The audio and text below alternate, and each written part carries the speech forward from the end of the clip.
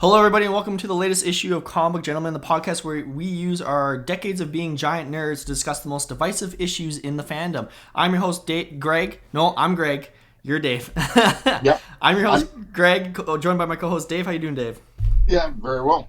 Still a I'm giant nerd. just still a giant nerd. That's all that matters. Yep, that's all that matters. Otherwise, I'd have to kick you off the. I was going to steal your persona because apparently that's why I was calling myself Dave. Yeah, fair enough. So, 2020, crazy Yep. year. As we all know, I mean, we lost, concerts, we lost big groups and all that stuff. But another thing we lost that was really sad was the movie industry. We haven't had an MCU movie since 2019. Yeah. Isn't that we used to get what, like 2 or 3 a year since like 2008? Yeah, it's we're in unknown territory. Yeah, so it was pretty crazy. But recently, it finally came back. Did you see Black Widow, Dave? Yes, I did. I saw it about I think it was about 3 days after it came out. Did you do theater or did you do Disney Plus? Disney Plus. Okay, I did. I saw it as well, and I did it in a theater, and it was so good to be back in a theater. It was a little bit nerve wracking, just like having strangers around you, which is something I haven't been used to for a year, but or a couple of years there. But it was good getting the popcorn, the sticky floors. It was great. Yeah. All that makes a theater a theater. Yeah, exactly. The reason you go spend way too much money, type of thing. So what we're gonna do, we figured, hey, Phase 4 just started. Other than the Disney Plus shows, I guess they kind of started before they kicked off Phase 4 a little bit. But we both saw Black Widow, and we figured, hey, this would be a great time to kind of review all the other MCU movies up to this point, Phases 1 to 3. And then we also figured it'd be a great time to review Black Widow. So the way we're going to break this down, we're going to do our ranking of the MCU movies in the first half of the podcast. And then we'll make sure to let you guys know when we start talking spoilers for Black Widow. We're going to review Black Widow, and then we'll also rank Black Widow. So yeah, we're gonna make sure to let you guys know. So if you haven't seen Black Widow and don't want to be spoiled, we'll let you know when you can pause it. If you have seen it, feel free to jump in, and if you don't care about spoilers, feel free to jump in as well. So the rules for this tier list, we did include Incredible Hulk, which I haven't seen in like 12 years. But we also excluded Disney Plus shows, which are technically officially MCU, but I am a terrible person. I haven't seen Loki yet, so Man. I know we're probably gonna have a whole. That, I just want to rage. I know. I'm sorry. I'm in middle of moving. It's hard to watch it right now. But so we'll probably have a whole nother podcast on Loki, eh? Yeah. Oh. Many podcasts. Or maybe we'll wait till we can always do a Disney Plus year one ranking as well at some point. But so yeah, that's what we're gonna do for this podcast. We're gonna do the MCU tier list. So let's start off with the first MCU movie, Iron Man 1, back in May 2008. So 13 years ago. Okay. Where were you 13 years ago, Dave? God, where was I 13 years ago? I was at my previous job. I was still in Fort St. John. It's kind of a foggy. It's been a hot minute. Yeah. Yeah. I was in grade 8 in 2008. Okay. So you would have been hanging out with a junior high student, you creeper. But Yeah. That is definitely aging me. Yeah, sorry. I can't help but mention that. It's always funny every time. So Iron Man 1, first MCU movie. The MCU technically didn't even exist at this point, I don't think. Like there was no talks or whatever until this we didn't know this is going to be the world's biggest franchise, type of thing. No. So what's your like good and bad of Iron Man 1? My good and bad of Iron Man 1. I think the good was them nailing the casting of Tony Stark with Robert Downey Jr. Was, I think, probably as it carried through the however many movies it was, I think was probably the key casting. Because any movie that he showed up in or he was, I always felt like he really just stole the show. So I think that was big for me. As far as the bad on it, I don't have anything negative to say other than like they nailed it on the first one, and they set such a high bar that the ones that came after it, as far as Iron Man was concerned, had a lot to live up to. Yeah, I think it had, like you said, great casting all around. Like, Mm-hmm. it had an interesting story. Like, Yep. I mean, I wasn't the biggest Iron Man fan. Actually, when 2008, I'd only started really reading comic books in 2006.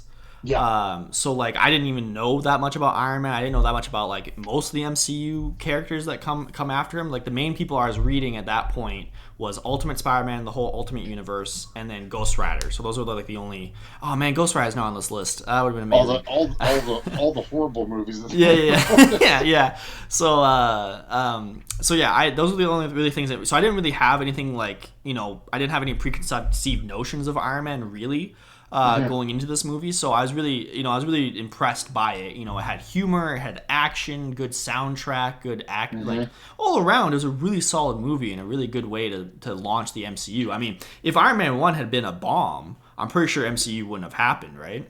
Yeah, I would say that's a fair assessment. I mean, I remember seeing it in the theater, and I was so I guess worried that the maybe the special effects wouldn't hold up, or they just butchered the storyline or something. I like we really didn't have a lot of things to cling on to as hope that there would be would be a good movie, because most of them to that point, whether it was the older Spider-Man movies, this is outside of the MCU, the older Spider-Man movies, the X-Men movies were just, I think more they sold on the fact that like, wow, it's on the big screen versus wow, this is a really good movie. A little bit, yeah. So when I saw this, I had that little bit of like, uh oh. And then seeing it, I do remember going and seeing it at least twice, maybe three times. And I was just blown away, because I felt like, the special effects looked great.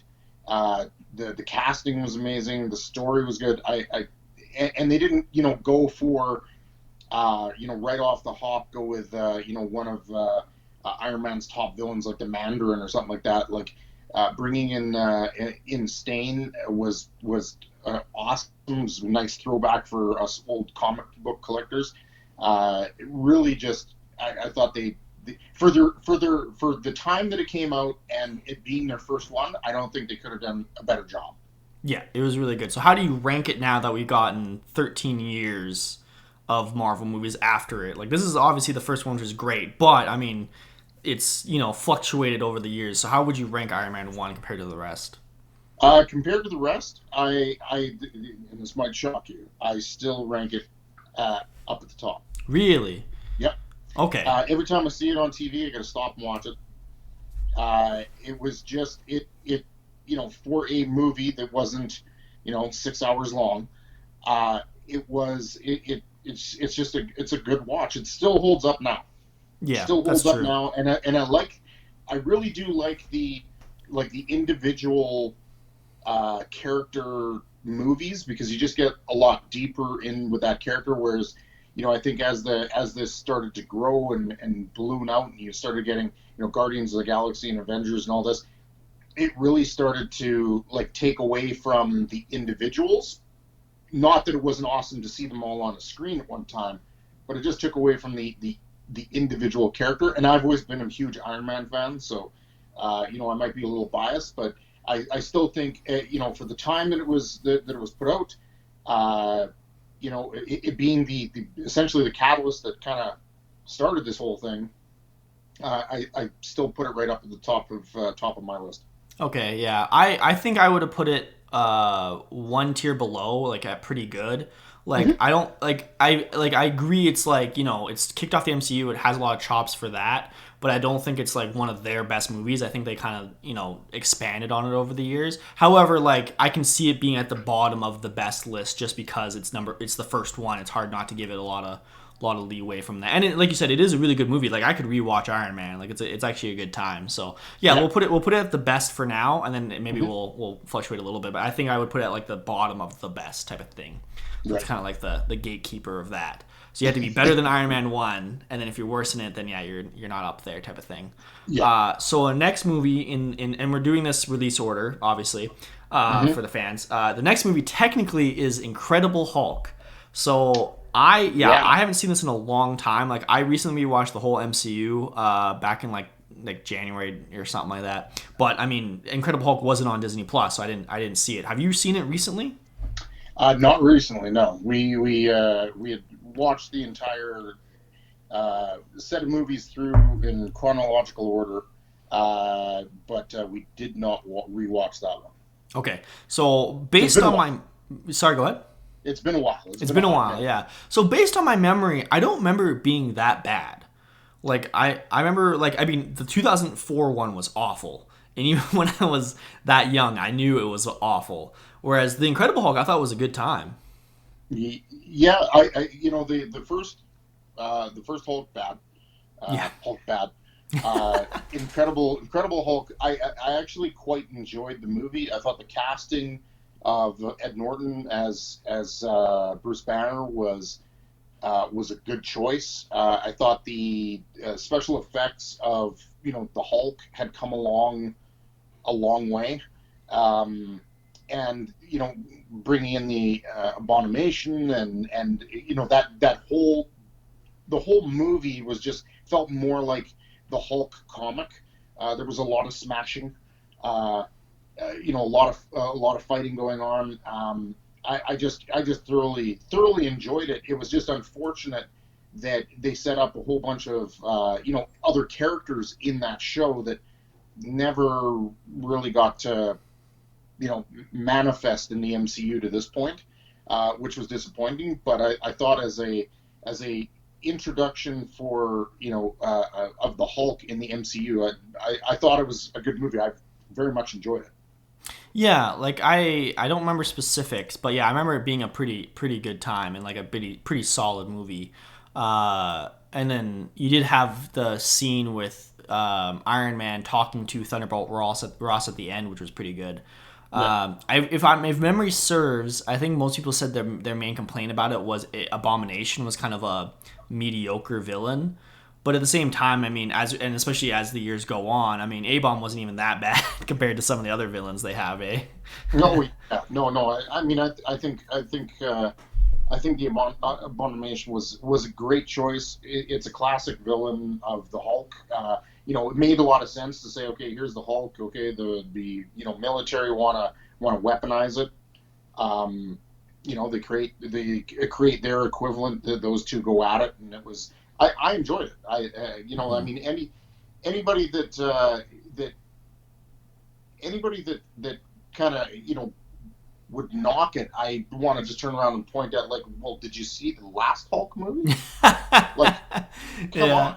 it couldn't It go any was lower than that. Yeah. no. I enjoyed it. It wasn't the bestest movie ever, but it was still a very solid, entertaining movie. Yeah. So how would you rank it? I'm flip flopping between maybe if I'm bored and once was enough, or do you do it higher? No, I had it kind of right in the middle. Yeah, maybe if I'm Um, bored type of thing. yeah, it was just one of those movies. Was like, hey, it was entertaining. If I see it on TV, I might watch it for a couple of minutes. It's not one that I certainly gravitate to and just like grab to say, hey, I gotta go watch this right now. But it was certainly one that I was glad to go see.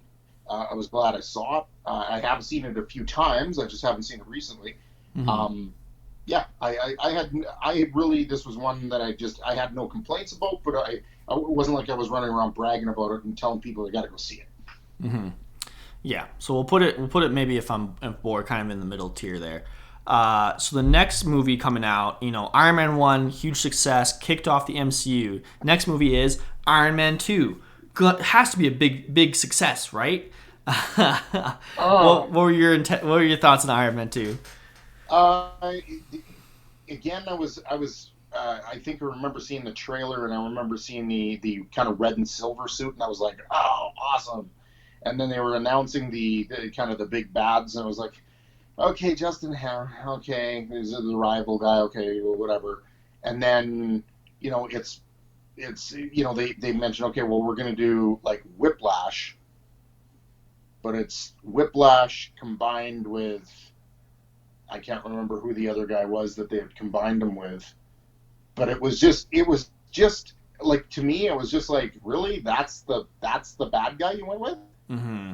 like, that's the bad guy. Like, Like, out of all of the other bad guys you got, you chose Whiplash, yeah, like a I guy with thought. whips. Yeah. Hey, electric whips, you know. Yeah, electric whips. Like I actually think when I rewatched this movie, I actually really liked Mickey Rourke. I thought he was good in this movie in the sense that like maybe his storyline didn't make too much sense, but he did his best with what he had. Like Yeah. my biggest issues with this movie, and personally I think this is the worst MCU movie, is the Hmm. fact that it like one it was the storyline was just ended up being get Iron Man armor. And that's exactly what the Yeah. first movie was too. So it's like you're immediately just repeating the movie again after it was only out like 2 years earlier. Yeah. And then two, it just was boring as hell. Like Yeah. it's They saved all the action for basically the first encounter of the two of them on the racetrack was yeah. like, eh. And really all of the action took place at the very end. I think if you just like eliminated the Iron Man stuff, it would have been an okay like Tony Stark movie. Yeah. But it just really didn't. I didn't really care about the villain. They had good actors, like I said. Mickey Rourke was good. Um, it was it was just not very well. I don't know if they rushed it in writing it, or they were kind of trying to capitalize on the momentum of the first one. I don't know, but it just didn't translate well at all. Yeah, like and it's funny cuz like I don't think any of the MCU movies are bad in like a technical sense. Like they have good graphics always, they have good sound design always and all that stuff. But I think the biggest like insult you can give any movie is that it's boring, you know? Yeah, And like even though Iron Man 2 had action scenes and it had, some good graphics and everything, I just like literally fall asleep in the middle of that movie because they just hit like right after the racetrack when they captured Whiplash for the first time. It just yeah, like nosedives off a cliff and like loses all momentum, and I don't understand yeah, like, oh, and the whole Black Widow thing was super weird. Like they just like yeah, like I understand that what they're trying to do is say like, like, ooh, Black Widow, she's sexy and she's like a spy and she's like all this stuff, but it was just like creepy. Like especially after the Me Too era happens a couple years later, and now going back to it, it just like screams Me Too era of like, like he's hitting on his assistant. It's just assistant. creepy. Yeah. Yeah. Yeah. Meanwhile, still all over Pepper. Yeah, exactly, right? Like you're literally flirting with Black Widow in But front of I mean, at Pepper. the end of the day, also that was happening. I Not her fault. guess I think that's maybe like the problem is I just hate that aspect of Tony. Like it's my least Yeah, favorite part of him, and it definitely like tone it down eventually. But I just yeah. yeah I I think think I think there were, for me, there were only two highlights in that entire movie that I was glad to see. One of them being the introduction of War Machine, yeah, I love which War was, Machine. was a highlight because War Machine is kind of cool. Yeah, The other was seeing drunk Tony in the Iron Man suit at the throwing party. a party. Yeah, that was I pretty funny. I was just coasting along that movie, and then when that happened, I was like, okay, I got to laugh at that. That's pretty funny.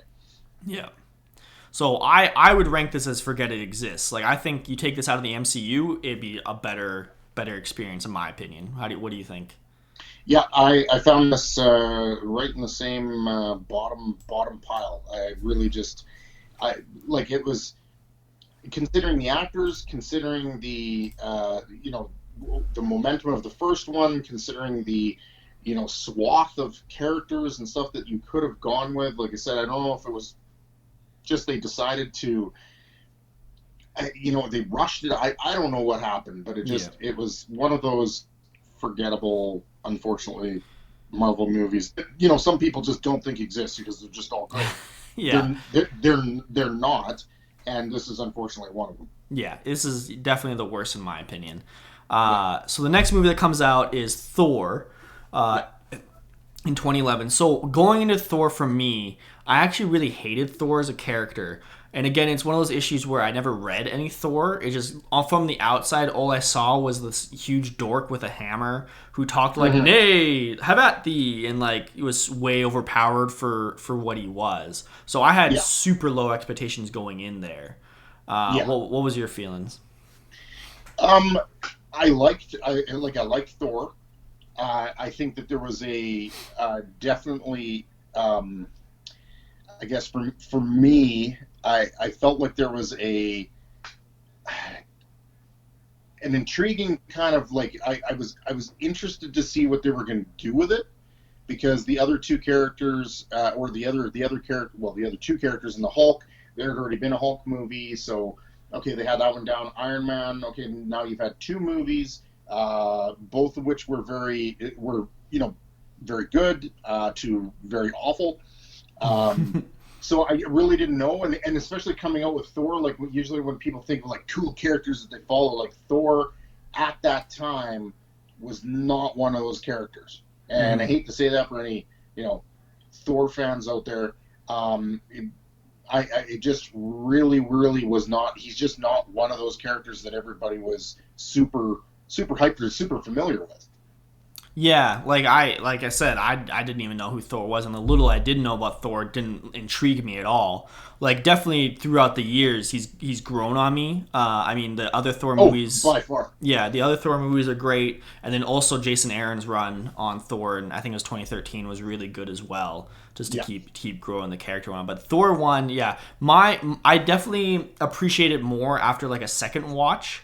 But yeah, the first time I watched it, I didn't like it at all. But then when I watched it for the second time, or second or third time, I was like, you know what, this is actually pretty decent for like introduction to the character and establishing what he stands for and what Loki stands for and all that stuff and why they have issues, and also like establishing where Asgard falls in the universal hierarchy. I thought it was actually is pretty good going forward, but it's not a movie I actively try to watch. You know, no. when it comes on. So how would you rank Thor one? Just above the bottom of the pile. Okay, so like not forget it exists, but probably like once was enough type of thing. Yeah, yeah. Okay, yeah, I Once can was see enough. that. It was cute.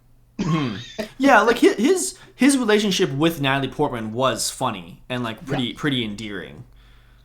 yeah. There were some funny parts in it. I was, again, Tom Hiddleston, love Loki, Yeah, love him as an actor. The combinations is amazing. I thought he, definitely, stole the show for me at least. I was super happy to see, instead of them going with maybe a flashy villain, who Loki was the villain, but at the end of uh, the show when he faces off against, I'm drawing a blank on isn't it a the, Devastator? yeah, basically the Destroyer. Destroyer. Yeah. Um, yeah, I was so happy to see that, because I was like, oh, that's awesome. But again, it was one of those shows that I felt like they played up to it, they got to the end, and then it was like the end fight kind of thing was just kind of like a fizzle and a flash, Mm-hmm. and that was it. Whereas I felt like Iron Man had, like the original first Iron Man, just had enough to go, okay, it wasn't a fizzle and a flash, there was a little more to it, so it felt gratifying, because there was like this climactic battle that lasted more than 5 minutes of the movie. And this was just like, the Destroyer comes down, Thor's buddies try to take it out, it just wreaks havoc and beats everybody up, and then he gets his Thor powers back, and that's the end of it. Yeah. And it was just kind of a letdown in that area. Like I said, I would describe it as it was cute. Yeah, it was okay. And then the next movie that came out, actually a couple months after, is Captain America: The First Avenger. So I actually had a very similar outlook on Captain America as I did at Thor, where I was like, yeah, this guy's just a dork with a shield, like who really cares. But like I said, after a couple watches of it, I actually do appreciate it a lot more. But what are your thoughts on First Avenger? I quite liked it in the sense that it brought a lot of elements of the comic to the movie screen. The Howling Commandos, introducing Bucky. The joke that he was just basically like, "Hey, you're just a prop. Yeah. Yeah, you're gonna go dance in this goofy looking suit." And I think the action scenes were pretty cool. I think like as far as an origin movie for any of these characters, I thought it was well done. It just again fizzled with the bad guy because you got the Red Skull, you got the big bad of Captain America. He's the guy, and it just really didn't pay off in the end. But I felt overall, I've watched this one, multiple times over. I quite liked it as an origin movie. Okay. Yeah, it definitely, like I said, it definitely grew on me. I think the things that kind of like you start noticing is like Captain America's reasons for wanting to be Captain America really start, resonating more and more as you watch it. Like him as an actor and him as a character is really good. Peggy Carter is amazing. There's a reason she got her own show, and I wish she had had more to do with the MCU. It would have been really good.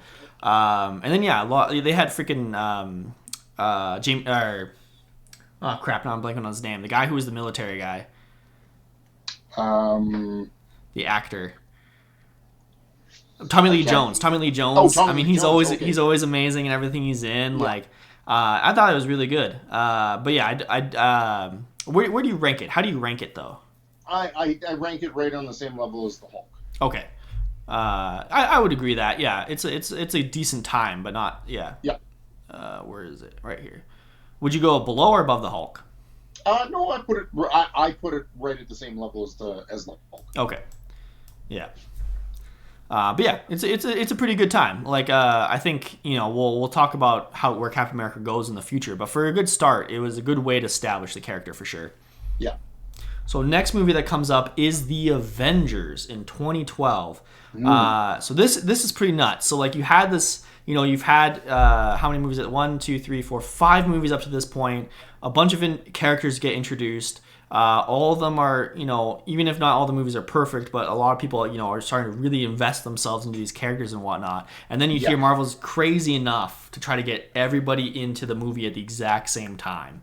What are your thoughts on Avengers 1? It was one of those, you know, uh, building up to it. Are they really going to put all of these characters on one screen? Mm-hmm. Like, they're really going to do this? And so I was pretty hyped for it. I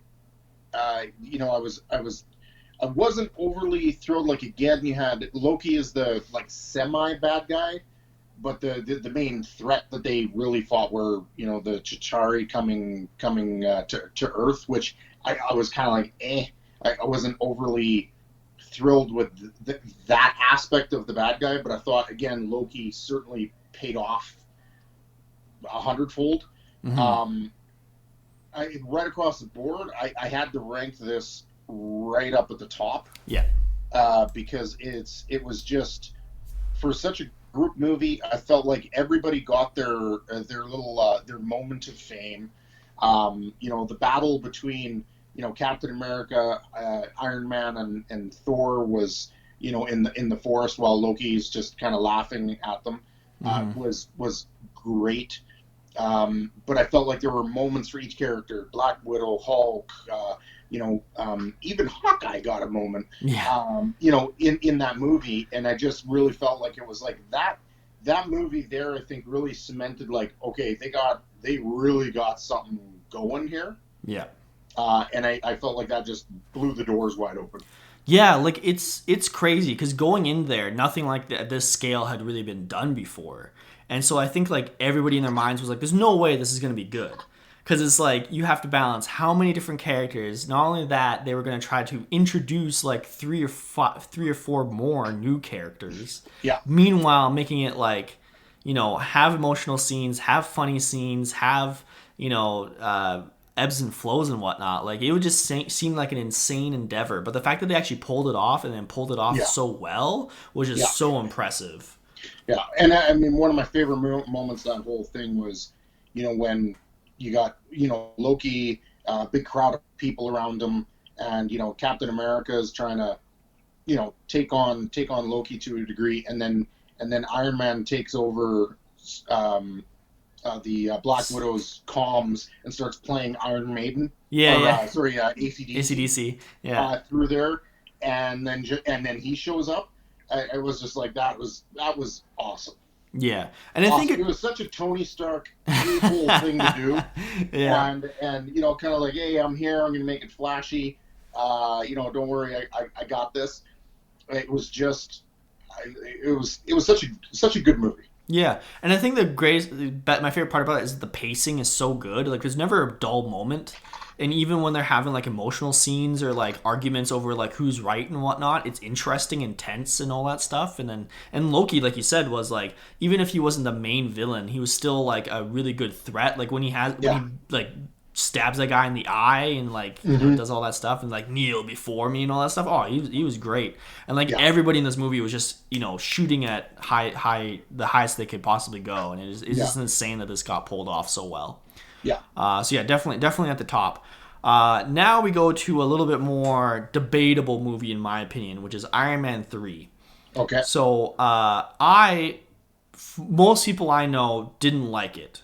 Hmm. What's your opinion on Iron Man 3? Um, Thank God they had Robert Downey Jr. playing Iron Man, Yeah. Tony Stark, because this was, I think, out of the three, more of a Tony Stark movie. Yeah.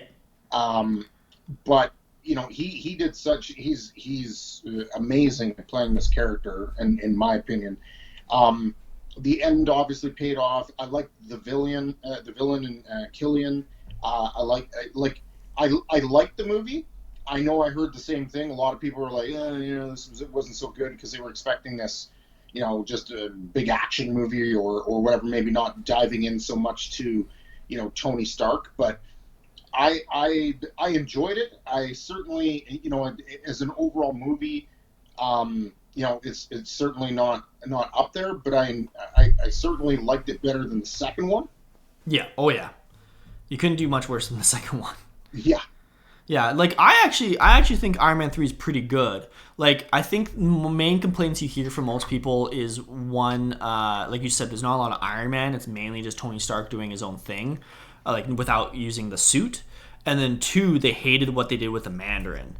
And so I again Hmm. had no personal affiliation with the Mandarin. Like I Yeah. had no expectations. I didn't give a crap. I actually thought what they did with him was really funny and a really big twist, because I think the biggest issue with Iron Man 2 was that it was basically a more boring version of Iron Man 1 and was like a copy of Iron Man 1 but more boring. Whereas Iron Man 3, it felt like what they did was, hey, let's just mix things up. Let's turn it into a jokey spy thriller, kind of I'm thing. I'm going to identify this as the first Marvel trolling of fans, because you got a big name actor in Kingsley coming in to play the character. It's the Mandarin. It's the third movie. You're coming off a shitty second movie. Yeah. This has got a what? He's a drunk actor. and the You and know, the like promos. I can agree there in the sense that like I was really hyped up for the Mandarin. Like yes, I was disappointed that wasn't fulfilled, but I thought it was funny as hell. Yeah. I enjoyed it. Like and the interesting thing is like they build the Mandarin up so much to be this menacing, like his like "you'll never see me coming" like that line, and then Yeah, just a hard cut to like "oi, how's it going, mate?" And yeah. like like I don't know if that was British, but like just to be this huge POS, which is really good. I mean, the biggest issue is then like Killian or whatever his name is was kind of nothing, and then like my other issues with it is that he blows up all the Iron Man suits, but then is immediately in an Iron Man suit in Avengers 2. And Yeah. then the other issue was Pepper Potts got like, radiated with the secret sauce or whatever, and then that's Yeah. never talked about again. And it's Yeah. just like, yeah, we don't worry, she's fixed. It's just like, You oh, just you okay. go to the bathroom a couple times, it just flushes right Yeah, out. yeah, where everybody else explodes, but not Pepper Potts. Yeah. She's fine. So Yeah, there were so definitely some plot issues with it. But like again, I didn't think it was as bad as a lot of people Yeah, made it out to be. yeah. Some people I guess. claim it's the worst, and I disagree with that Yeah, wholeheartedly. yeah. So, but how do you rank it? Like, do you put it like Thor 1 or do you put it like Captain America 1? Same level as Thor one. Thor 1, yeah. Once was enough. Like, it was a good time, but it definitely wasn't groundbreaking or anything like that. Yeah. Uh, okay, so next movie out. Speaking of interesting sequels, Thor: The Dark World. Yes. Interesting time. You take this one. Um. So coming off of Thor, which was, like I said, cute. Um, I was hoping, okay, you got the character established. There was the Avengers. You've like Marvel engine is rolling. This is going to be great. I believe at the time when they were launching the movie, of course, then they started tying the comics in, which I absolutely freaking hate. You saw the return of Malekith in the comics. I was like, okay, we got a cool villain. Interesting. See where this goes. And I certainly liked it. Like, I personally liked it better than where I'm gonna rank it, because I did watch it a few times through after the initial shock of like, oh my god, what did you just do? Yeah. Seeing it in the theater, and it's not. I'm gonna say it's. There were aspects of it that I did like. I just felt like they really fell flat on the villain. Yeah. Like the Dark Elves were just like, I'm partway through the movie, I forgot that this was even Malekith. Yeah. I was just Yeah. like, I just didn't care, and I didn't like the spaceships that they were flying, because I think the comic, or the breakaway from the comic books, in showing this, Asgard and whatnot, as more of a cross of like magic, yes, but there's also like a lot of technological advancement because they're flying ships. I just didn't like it. Again, my favorite parts were when Loki and Thor were together. Mm-hmm. Just The riffing off rest of each the other. movie was very forgettable. Yeah, again, it kind of has the same issues that Iron Man 2 has, where it's like it's okay, but then it just takes a nosedive right in the middle of the movie, and it just gets super boring. Like, I don't think it's like, I don't even know, man. Like, if you put a gun to my head right now and got Mhm. me to tell you the plot of Thor: Dark World, I don't know if I could.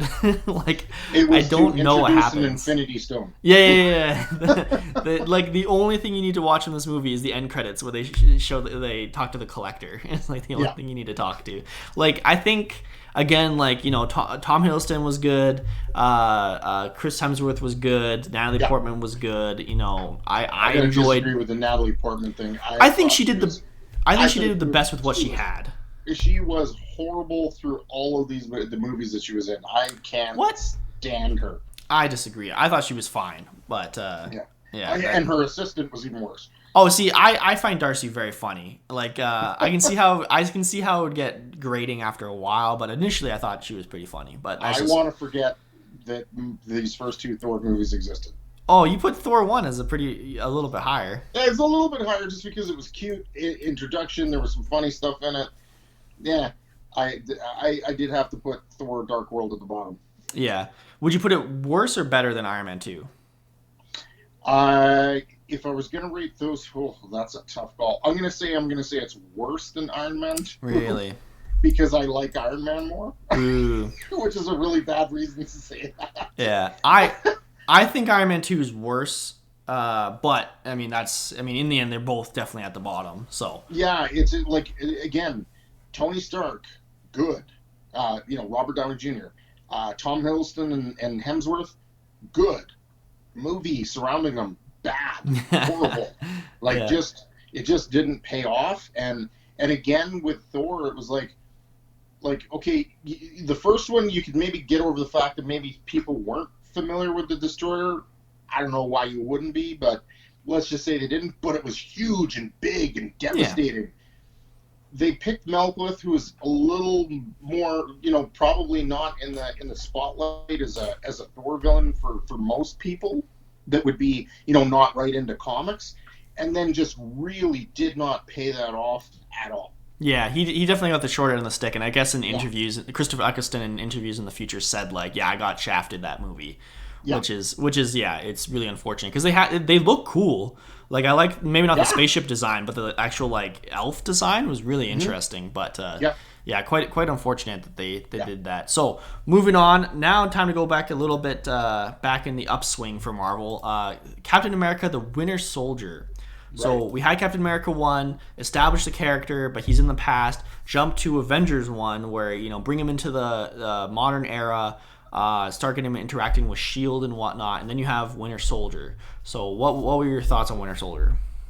Um, at the time when I remember going to see it in theater, and then I walked out, and I remember everybody was kind of discussing it, and then they usually turn to me and go, "Oh, what did the comic book fan think?" Because I usually always had something to pick at. Yeah, And even though I certainly had things to pick at with the movie, because I hate when they deviate so badly from the comic books, and then of course Kevin Feige came out and corrected that by saying, "Well, it's its own universe," and it's like, "Oh, you bastard, you got me there." So I've been more accepting since that point, but I came out and I was like, "You couldn't have made a better Captain America movie, and you couldn't have made a better superhero movie." yeah. That was awesome. It was good. I think, yeah, like the intro scene where they jump off the ship. Does he have a parachute? Just like Yeah. oh, they actually no. You know what? Even before that, they had On Your Left, which is a Mm-hmm. hilarious scene and will always be funny. They had him Yeah. jumping out of the ship onto the ship and then just beating the crap out of GSP. Oh, always a good time. You had the, Mm-hmm. like, is Black Widow evil? Is she not? Vibe going on a little bit. You had Nick Fury getting murdered. You had Yep. Winter Soldier looking like a complete badass. Yep. Like, so Introduction good. of the Falcon. Introduction of the Falcon, which I like Anthony Mackie. Yeah, I think he's Anthony great. Mackie was great. Certainly didn't. I'm gonna say, like, he's not what I would have said. Okay, hey, this is Captain America, like, from the comic books, but I like what they did with him in the MCU. Yeah. Like, I like the actor, and I like the way he plays the part. Yeah. No problems there. It was a good time. And then, yeah, Yeah. just the story in general, the whole idea of Yeah. like, is it moral to kill people before they commit crimes or something like that? But then it gets warped into the whole Hydra situation. You find out Hydra has, manipulated all of Shield forever, which is Yeah. a huge revelation, especially at this point, because they just got introduced to Shield, and to Yeah. find out immediately that's evil is pretty nuts. The elevator scene. The elevator awesome. scene is amazing. It was so good. Introduction of who the person would become Crossbones. Unfortunately, they didn't pay that one off. No. But again, it was just like there was so much there Mhm. that I was like, as a comic book fan and somebody that just saw a really good movie, I was like so giddy when it came out. I was like, I gotta see that again. Mhm. It was so good. The castings, all the people they had in it, all of the little Easter eggs that they had, it was just fantastic right across the board. Yeah, yeah, it's definitely up at the top. So how do you rank it between Avengers 1, Iron Man 1, and Winter Soldier, just initially? If I was gonna say, it's definitely in that upper bracket with those ones in that tier. Yep.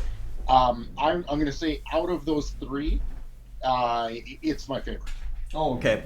Yeah, I would put that one up, like, just barely edging out the other two, but it was hands down by far my favorite Marvel movie that they've made. Yeah, personally, I think I would put Avengers 1 over it, only because I enjoy comedy more. And this Yeah. one would definitely, it still had jokes, like Winter Soldier had a couple jokes, but I think it was definitely leaning more towards drama/action.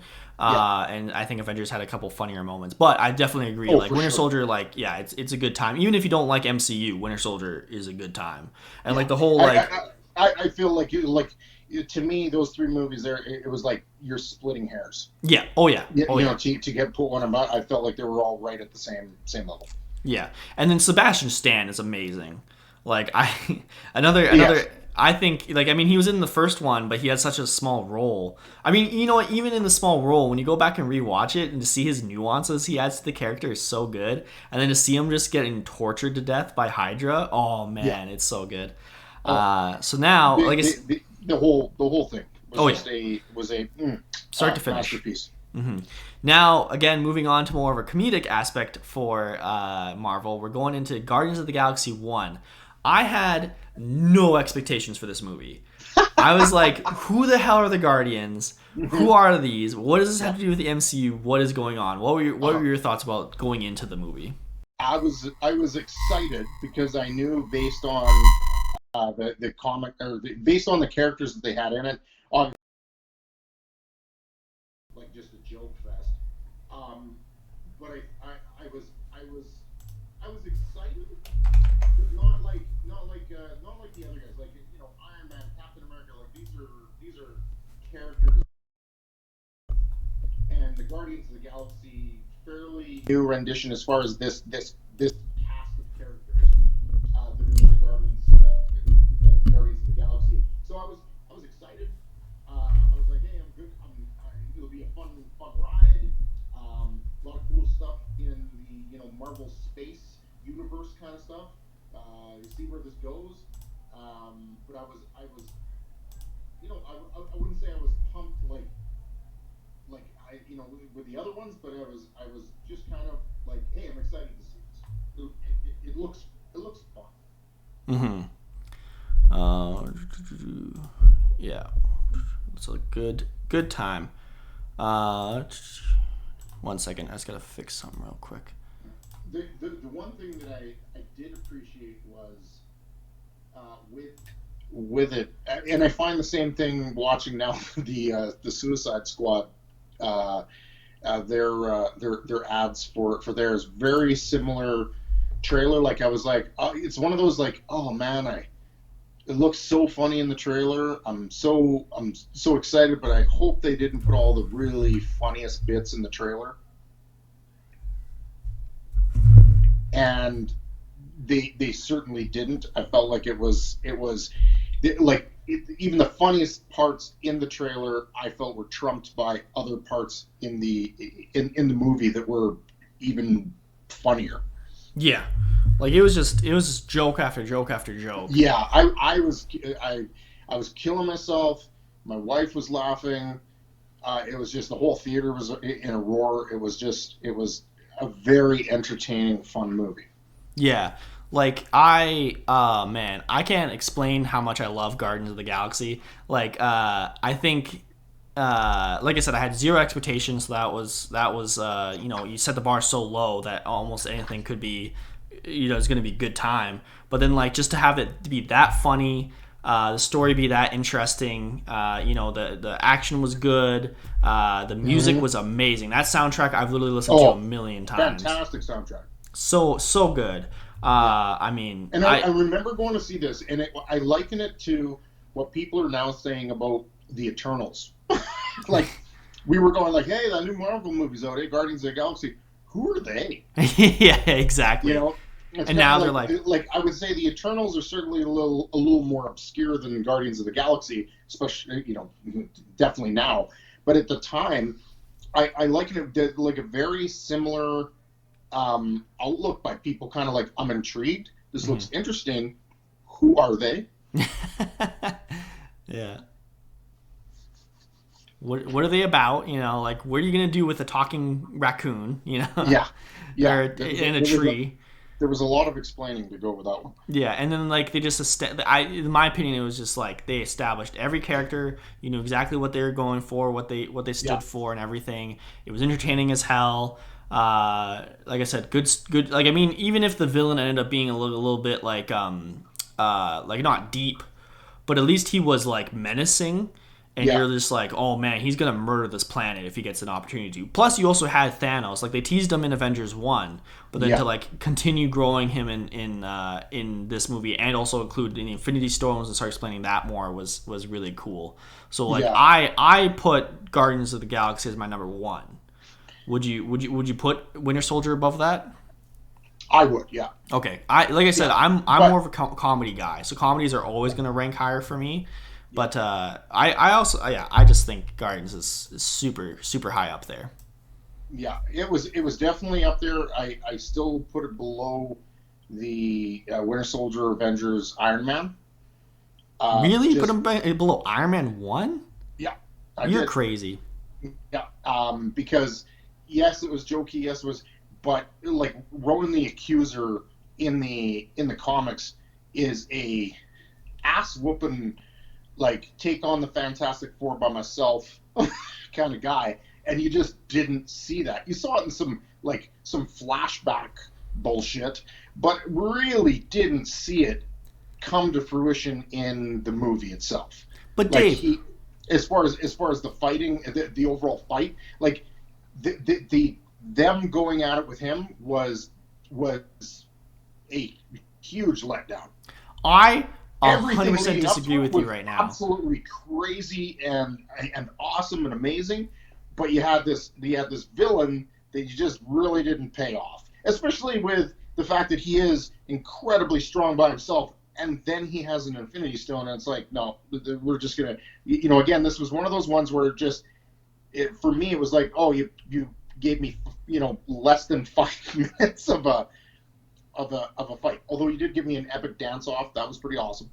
That's what I'm saying, Dave. How can you say the end fight sucked? What other movie would end the big bad fight with a freaking dance off, man? That Uh, was amazing. I was the only laughing movie that would do so that is hard. one directed by James Gunn. Oh yeah, but like it was so good. Like compared to every other Marvel movie at that time, Yeah. there's no way you expected seeing that. Like you expect this No, like big no, dramatic absolutely not. fight of like they blew up the ship, everybody's half dead, all this stuff. You think it's gonna be like, oh, what are they gonna do to save them? And then just Star Lord just starts dancing.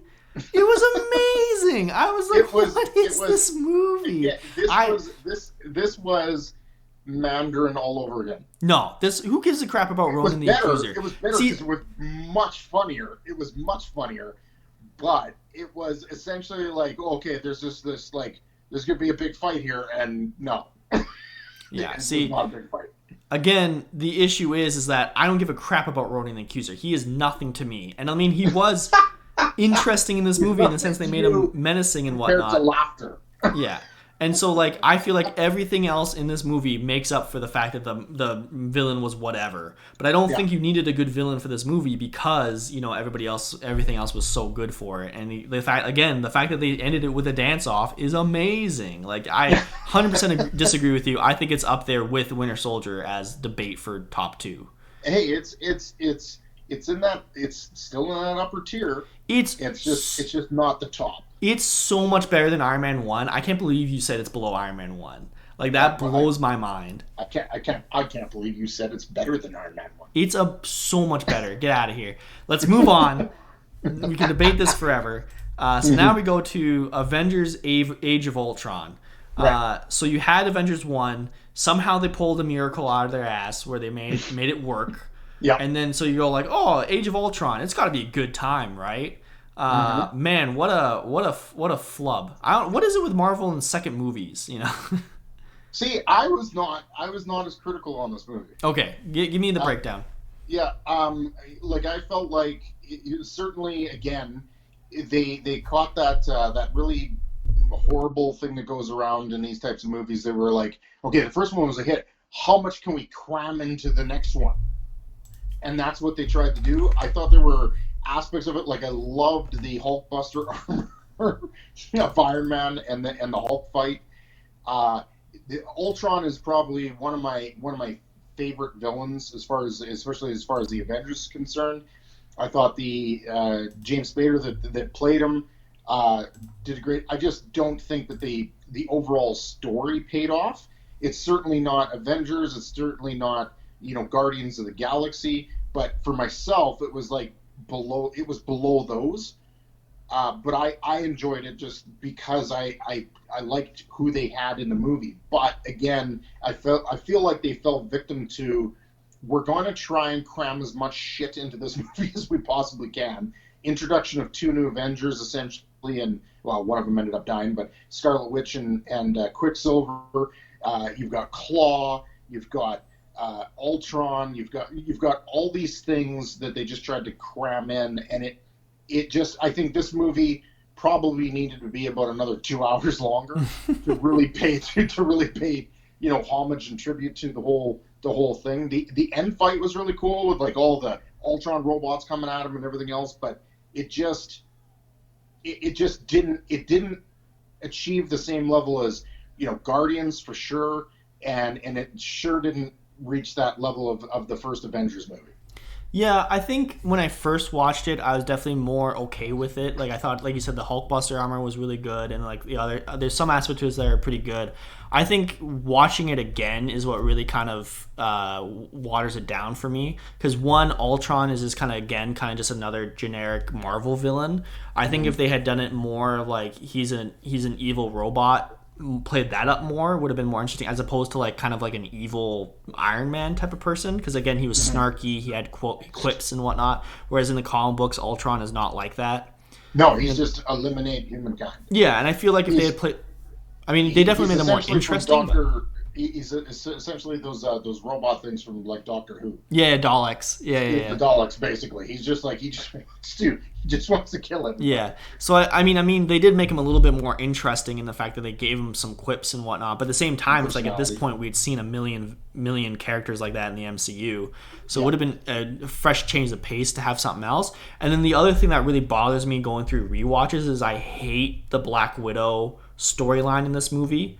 Like it just makes me so mad, because like the whole idea of this movie was each hero could have been a villain, and could have been like, they have aspects that, like, you know, they have the scene with Captain America where what Mariah Hill or whatever her name is says, like, oh, what kind of person would allow a scientist to experiment on them, like talking about Scarlet Witch and Quicksilver. Then Captain America goes like, that's what I did.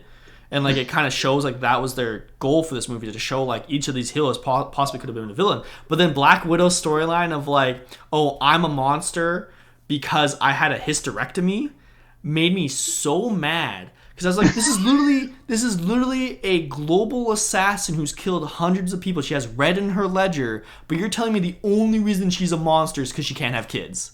Like, what kind of misogynistic BS is that? Like, I was so mad. Like, I don't care about them making Hulk and Black Widow a couple. I thought that was interesting. But the reason for her thinking she's a monster was just so archaic and whatnot. I was just mad when I watched it for the second time. Yeah, I think that's where, you know, again, even with the Hawkeye, who I think got a bit of a shaft on this, was I think they missed the opportunity somewhere in here prior to this movie coming out with even if it would have been like a Black Widow's Hawkeye movie, like just something to signaling, like really dig into those characters and get a little bit more backstory and whatnot to feed the rest of the movies coming forward after that, because I felt like that's what they tried to do here. But again, it was like, okay, I have a 6-hour movie. How can we cram this into 2? And that's what I felt like. It's just like there was too much here to go digging into. But it's weird that like Avengers 1 didn't have that problem, because Avengers 1 had so much stuff to cram in as well, and they did it perfectly fine. But then it's weird that they couldn't do it. I think they had the advantage of just going like, hey, this is going to be pretty cool to have all of these characters and all these actors on one screen. They could have written a bomb of a story, and it still would have been decent. Just because of the awe factor. They didn't have the awe factor for this one. It was, again, they just, I think they brainstormed a bunch of ideas. Okay, what can we do? Oh, here's a whole bunch of ideas we can throw on the table, and we're going to introduce this character and everything else. And then somebody just went, okay, let's use it all. And it was too much. So how do you rank it? Below the Avengers and Guardians of the Galaxy. Like I have, Avengers in that top tier, Guardians in that tier just below. I know you hate that, but the I would put the Avengers just below that. I would actually put the Avengers Age of Ultron, I put ahead of Captain America, the first one. For me, like I did enjoy it more, but I just it's right in that middle area. Yeah. For me. I'll allow it. Like I would probably put it. I probably would have ranked it lower, but I mean it's fine. I'll tell you what. We put that there. I'll let you slide Guardians of the Galaxy up. Oh, don't worry. I already put it at the top of the list. It's fine. we'll argue about that maybe in a little bit, but Yeah, we'll let it happen. So yeah, Avengers 2. So now after Age of Ultron is Ant-Man 1. yeah, Again, Ant-Man, no expectations going in. But I mean, they had Paul Rudd. How can you go wrong, right? yeah. Yeah, It I was go ahead. funny. It was funny. Yeah. It was entertaining. Kind of. It was like for me, it was like better than Thor and Iron Man 2, but worse than the Hulk. Oh, really? Yeah, See, I think again this is my issue of like comedies will always get me. And like I thought Paul Rudd was hilarious and I thought his friend was hilarious. oh yeah, Which yeah. I can't believe I always forget his name. But him just recapping things was one of the funniest things Mm, I've seen in a long time. And I think they did it what, like yes, 3 times in that movie. yeah, I had a good time. I think again the villain was kind of nothing, and they kind of like kneecapped Wasp. Like she could have been a lot more interesting. Like I mean, they had the whole storyline of like why didn't she just do the mission, and the whole like yeah. oh but Hank Pym it's his daughter. He doesn't want her to be in danger. But again, she literally could have done that entire thing by herself. I felt like that actually came off more as well, you can't do it because you're a woman. Yeah, a little bit. That's what it kind of came off as. Yeah, like I know they tried to play it off like, oh, you're my daughter, or like I don't want to put you in harm's way kind of thing. But it really came off as like you're a woman, which which was horrible. Yeah. And I was very much like, hey, I hope they have the Wasp in this show. They didn't end up having the Wasp. What I didn't like about Yellow Jacket is the fact that in the comic books, Yellow Jacket is Hank Pym after he has like a breakdown, Yeah. and he creates this like this other personality who is just a dick. He's just a dick. But in this, it was just like they took the like kind of the dick villain aspect of it, which or it took the dick, turned it into a villain, and now you got two really tiny people fighting each other. Yeah. And like they were trying to say like it was the Pym particles that made him Go angry and nuts. aggressive, Yeah. which I thought was really weird. I was like, how does that make sense at all? Well, I don't think it was so much the Pym particle because he had invented his own. Because it Yeah. wasn't the Pym particle.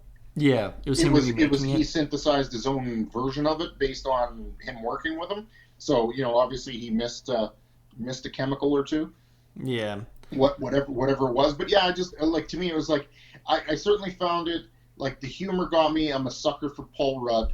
My brother looks ridiculously a lot like him, so maybe that's an aspect there. But it was I liked it better than Iron Man 3 and Thor, but not as much as like the Hulk and Captain America. Yeah. That was just me. Yeah. That's It's fair. kind of I in mean, that I don't think I middle lower tier. yeah. Like I don't remember Hulk enough to know which one I would like more. Like I probably would like Ant-Man more than Hulk, but I Yeah. can see middle tier is a good place for it. Moving on from that, the next big movie that came out was Captain America: Civil War. Mm-hmm. So you had Winter Soldier, amazing. Everybody pretty much agreed it's one of the top Marvel movies. And then you had Avengers 1, Avengers 2, big group movies, and now you have a, a Civil War, which is a pretty like renowned storyline, but then put into just a Captain America movie instead of an Avengers movie. Like I honestly expected Civil War to be an Avengers movie. Mm-hmm. When you Yeah. start planning, thinking of like what they could convert to a MCU movie. I was surprised it was just a Captain America movie. Yes. But I, go ahead. again, when you compare it to the comic, that's where this fell apart Yeah, because the epic scale of using the title of Civil War did not even come close to what it meant in the comic books. Like it was huge in the comic books. Yes, they used it to do the exact same thing that happened in the comic books, which was drive that wedge between Captain America and Iron Man.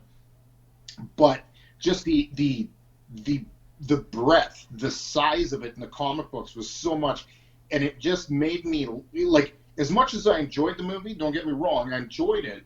As much as I enjoyed it, I laughed out loud and probably got some stares when this group of five and this group of five started running at each other, because I'm thinking, like, in the comic books, if that fight had ever happened, you had like 50 Yeah, superheroes on each side. maybe even more.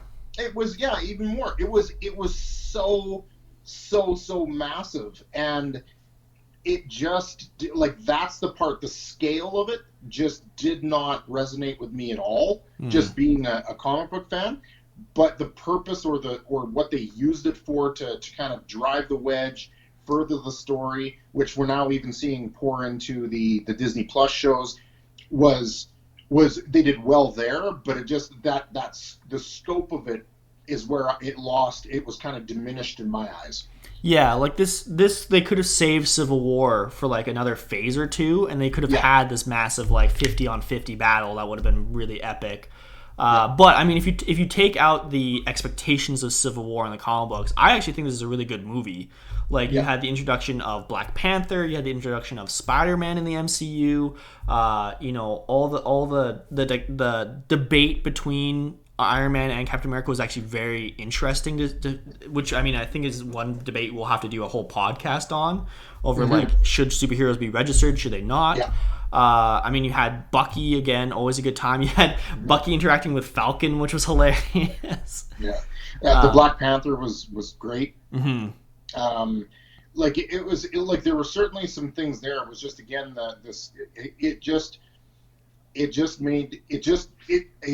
just a personal thing. I was in it. I'm enjoying the movie. Then they get to the airport, and there's this, like, big, huge battlefield, and there's like 5 people on each side, and it just made me laugh, because Yeah. it was laughable compared to the comic books. And I know, a lot of people wouldn't understand that if you haven't read the comic books and you don't understand, like, the scope of what this actually meant. And they just boiled it down. Like, yes, they boiled down the overarching, result and meaning of it. But that them running at each other, I was like, this is the most ridiculous freaking thing I've ever seen in my life. Yeah. I liked it a lot. I don't think it's part of the best, No. but I would put it above like Age of Ultron. I put it at I did put it at the same tier, but yeah, I could see that. It's, for me, it was like definitely below, like, Guardians of the Galaxy. But yeah, I could see it above Age of Ultron. I think it was just my own personal feelings of, like, Yeah. oh great, you got your little Stoop crew there. You guys gonna fight like the Outsiders, or one of those old one of those oldie movies. You guys gonna pull out some the West Side Boys or something. You're gonna or West Side Story. You're gonna be dancing around each other with some pocket knives. Yeah. Like, it was just. It just really lost me there. It was still cool to see some of the superheroes going at it, and fighting back and forth and whatnot. But it just, I don't know what it was. It was just seeing that scene of, like, these people running at each other. I just thought, like, whoever crafted that and said, this is going to look awesome, needs to be fired. I mean, it looked ridiculous. I think, especially compared to later movies and what happened, we'll get to it Yeah. eventually, but like, Yeah. what it could have been will always Yes. be better than what it ended up being, right? So Yeah. So the next movie after Civil War is Doctor Strange, another solo origin movie. What would you like, Doctor Strange? You a big Strange fan? I wasn't. No, he'd show up in, as far as the comic books, my exposure to him was he'd show up in Spider-Man every once in a while. Yeah, Don't know why. because he's the magic guy. Spider-Man, Spider-Man would be dealing with some weird magical thing, which is weird. But that was about the exposure. Then at one point he joined the New Avengers, so I got a little more exposure to him then. But I never read the comics, never really got into Doctor Strange. So I love Benedict Cumberbatch. I was excited because at this point, like, you had, the movies were really building up, and I was like, I had high hopes for it, that they'd do a good job. Didn't know much, I would say this is one of the movies, kind of like Ant-Man, that I didn't, like, saw the trailers, that was about enough for me. I just went and saw the movie without actually digging in much. Like I really didn't even know who the bad guy was going to be in this one. Mm-hmm. I just went and saw it. I just went, what? Marvel put out another movie? Take my money, and then went to the movie. That was basically Yeah. me going to Doctor Strange. Yeah, this one I find interesting because it's like it's not bad, Nope. but I don't think it's like that good. Yeah. Like I remember watching it the first time and it was pretty decent. I think my biggest letdowns with it was just the end fight was kind of like a kind of a cop out of like I Yeah. mean obviously there's no way Doctor Strange would have been able to fight Dormammu in his first movie, like that would have been insane, but like just to have like a a time loop as the way he defeats Dormammu was just kind of weird to me. Like it just seemed like a bit of like a just a cop out of like we needed some way Like for him to get out of this and like they a just, like they a just do that. kind of like a dance off. Yeah, well no, the dance off was funny. Oh, you did. You The said dance it. off was You funny said and that. amazing. The time loop was just like kind of whatever to me. Yeah. Like No. It like again not being a in depth Doctor Strange fan. It had its funny bits in it. I thought Cumberbatch was good. Like for the most part, again, like Marvel does a pretty good job of casting just right across the board. yeah. Even their worst movies are still pretty well casted. I felt like it was good. It was introduced, the whole aspect of magic. I put that in quotation marks. In the Marvel universe. I think he's almost a dead ringer for Stephen Strange. Mm-hmm. Benedict Cumberbatch is. They did. It was great. It just for me it was like Ant-Man. Mm. Like it was entertaining. I was glad of it. It's definitely not the first one I'm pulling out to rewatch. Yeah. Like I would put it as once was enough. Like I don't really need to Yeah. rewatch that movie. No, no, same here. I was. It was good. It was entertaining. If it's on and I'm like really bored and there's nothing else to watch, I'll watch it. And it's got nothing to do with the people that were in it and the actor. It was just the overall story just didn't land with me. Yeah. And Mads Mikkelsen was he was just okay, type of Yeah, thing. yeah, So next going on is back to Guardians of the Galaxy with Guardians of the Galaxy Volume 2. right. So I mean, as we just said in our previous conversation about Guardians of the Galaxy, I love Guardians of the Galaxy now. After the first one, I was like, this is one of the best movies in the MCU. So Guardians of the Galaxy Volume 2, I went from no expectations to suddenly super high expectations. Yeah. So I think for my first watch through of it, I was a little bit rough on it. Like I was expecting perfection, and Yeah. like I had a lot of nitpicks with it after my first watch through. But now that I've watched it a couple times, I definitely appreciate it a lot more because it Right. has a lot more nuance. Like one of my favorite scenes that I didn't like at first, but then when I watched it again was amazing was when Drax is talking to Mantis and he's talking about his daughter and how much Yeah. he loved her. And then he has a smile on his face. You're like, oh, Drax is just having happy memories. But then Mantis touches him and just starts bawling her eyes out. And then Yeah. you realize, like, oh, Drax is sad, man.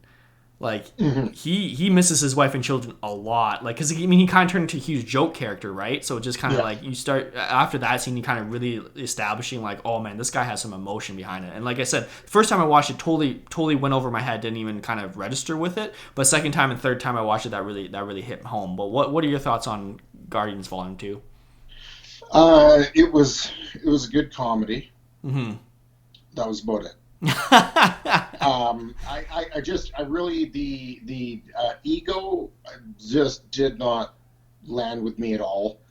I thought it was funny. It was probably, I would say, just as or funnier than the other one. I did like the fact that they, obviously had a little more time to explore some of the other characters, like you said, and get a little deeper with some of the characters. The introduction of Mantis was cool, but at the end of the day, it was just like I really felt like it was a Guardians of Galaxy movie without a bad guy, because that's what I felt about Ego. It was just like, who gives a shit about this guy? Yeah, like I didn't care about Ego either. I think the No. best scene with him is when he he brainwashes Star-Lord and then tells him that he killed his mom.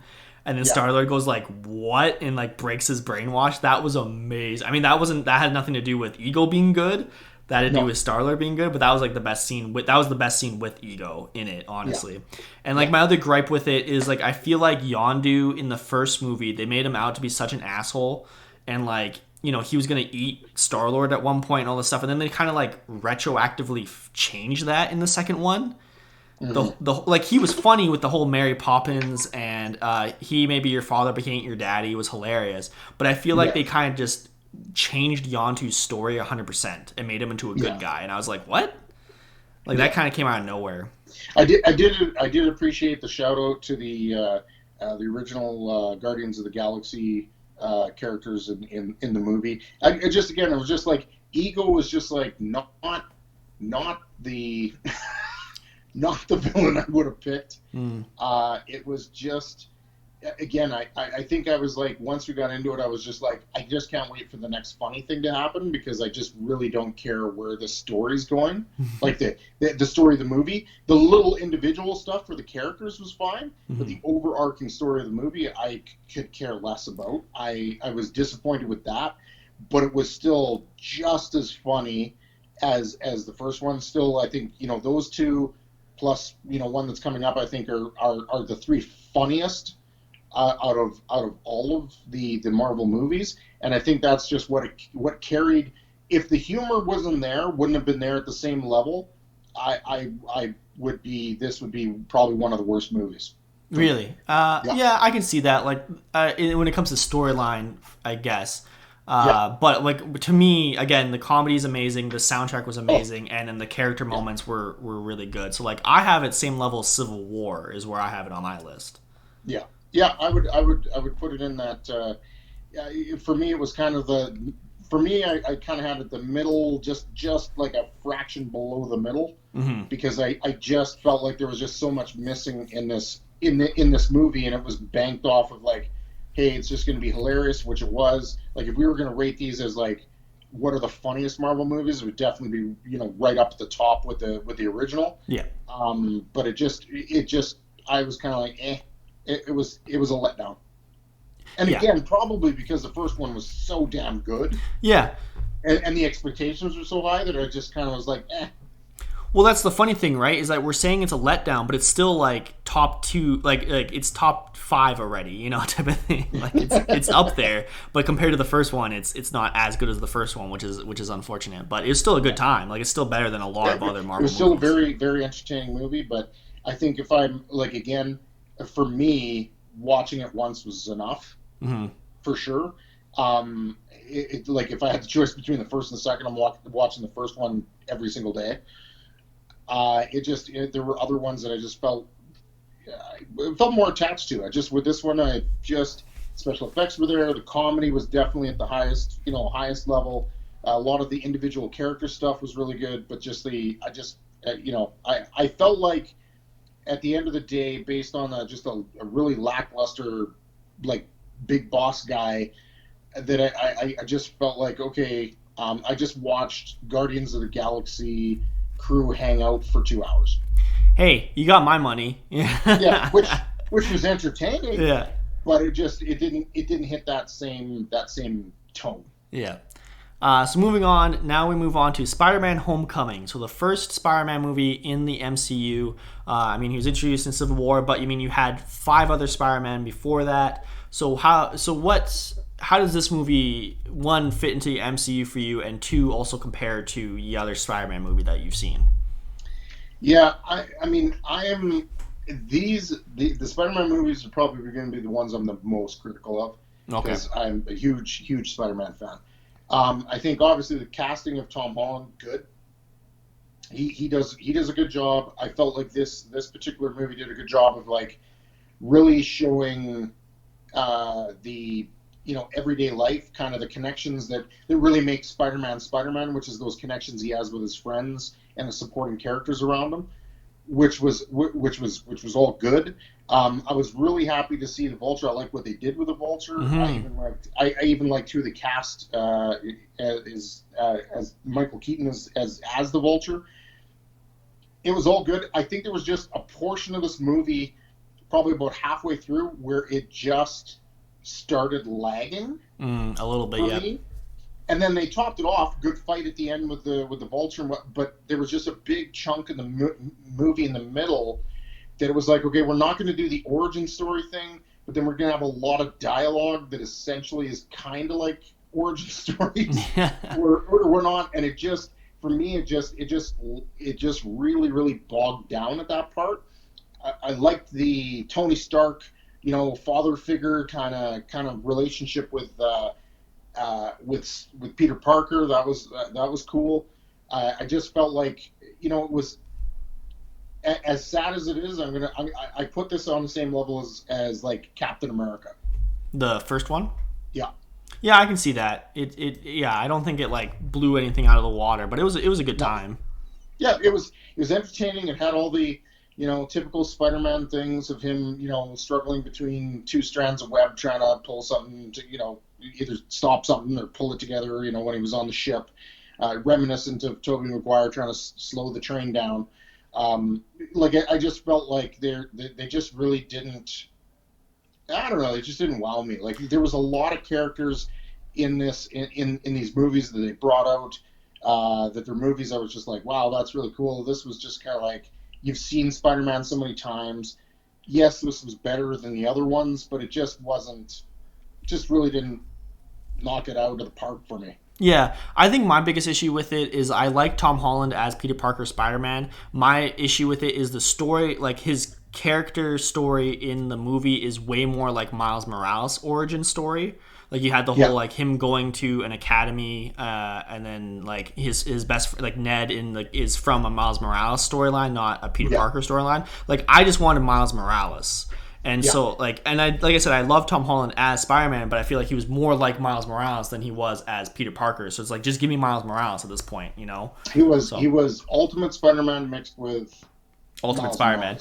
Morales. That's just like basically what it was, and Yeah. it's like yeah, whatever. I get it. People are gonna resonate with we're gonna make them younger. We're gonna do these things. We're gonna kind of pepper a whole bunch of stuff in there. But I feel like for me, this is one of the characters that they've strayed so far away from the original by trying to mash some of this stuff together that it's not like he's not like Captain America. He's not like Iron Man.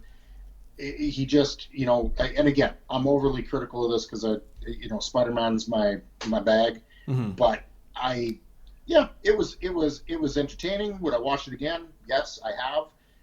I just felt especially right in the middle of the movie there was this long lag of just kind of like, can we get on with it? Hmm. Like I actually found myself bored at a Spider-Man movie partway through it because it was Yeah. like good beginning.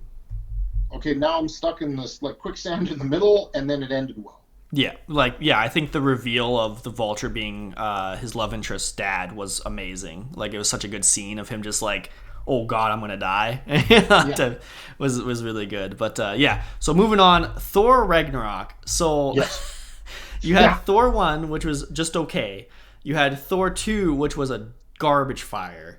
Yeah. And so it's like you're going to Thor Ragnarok, going like, what are they gonna do with this character? Like, what are they gonna do to like revive him? And you just give this man, give Taika Waititi whatever he wants.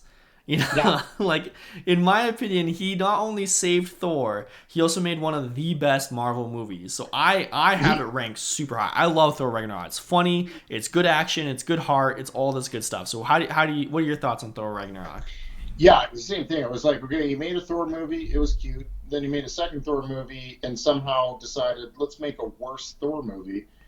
And then you came going into this third one. I was like, I don't know what to think. Okay, so you're gonna put the Hulk in there. That should be kind of fun. Just watching the trailer. Okay, you're gonna bring in, Hela. Okay, right. Oh, okay. I'll bite. Soundtrack sounded pretty awesome on the trailer. I'll give it. I had no idea who Taika Waititi was before this movie. Uh, Watched this movie and I was like, I hated the fact that they turned a Thor movie into a comedy. I hated that aspect of it because Thor's just not funny, Mm, right? But it was such a good movie. it's so good. It was so good. The humor was great. The Chris, you could actually see Chris Hemsworth was like, I like playing this character Yeah, again. I'm having a good time. I'm having a good time. The humor was good. The bringing in some storylines that again were kind of like robbed from other comics like Planet Hulk, and whatnot. But whatever, throw that aside. It was just entertaining as hell. Hmm. It was fun. It was funny.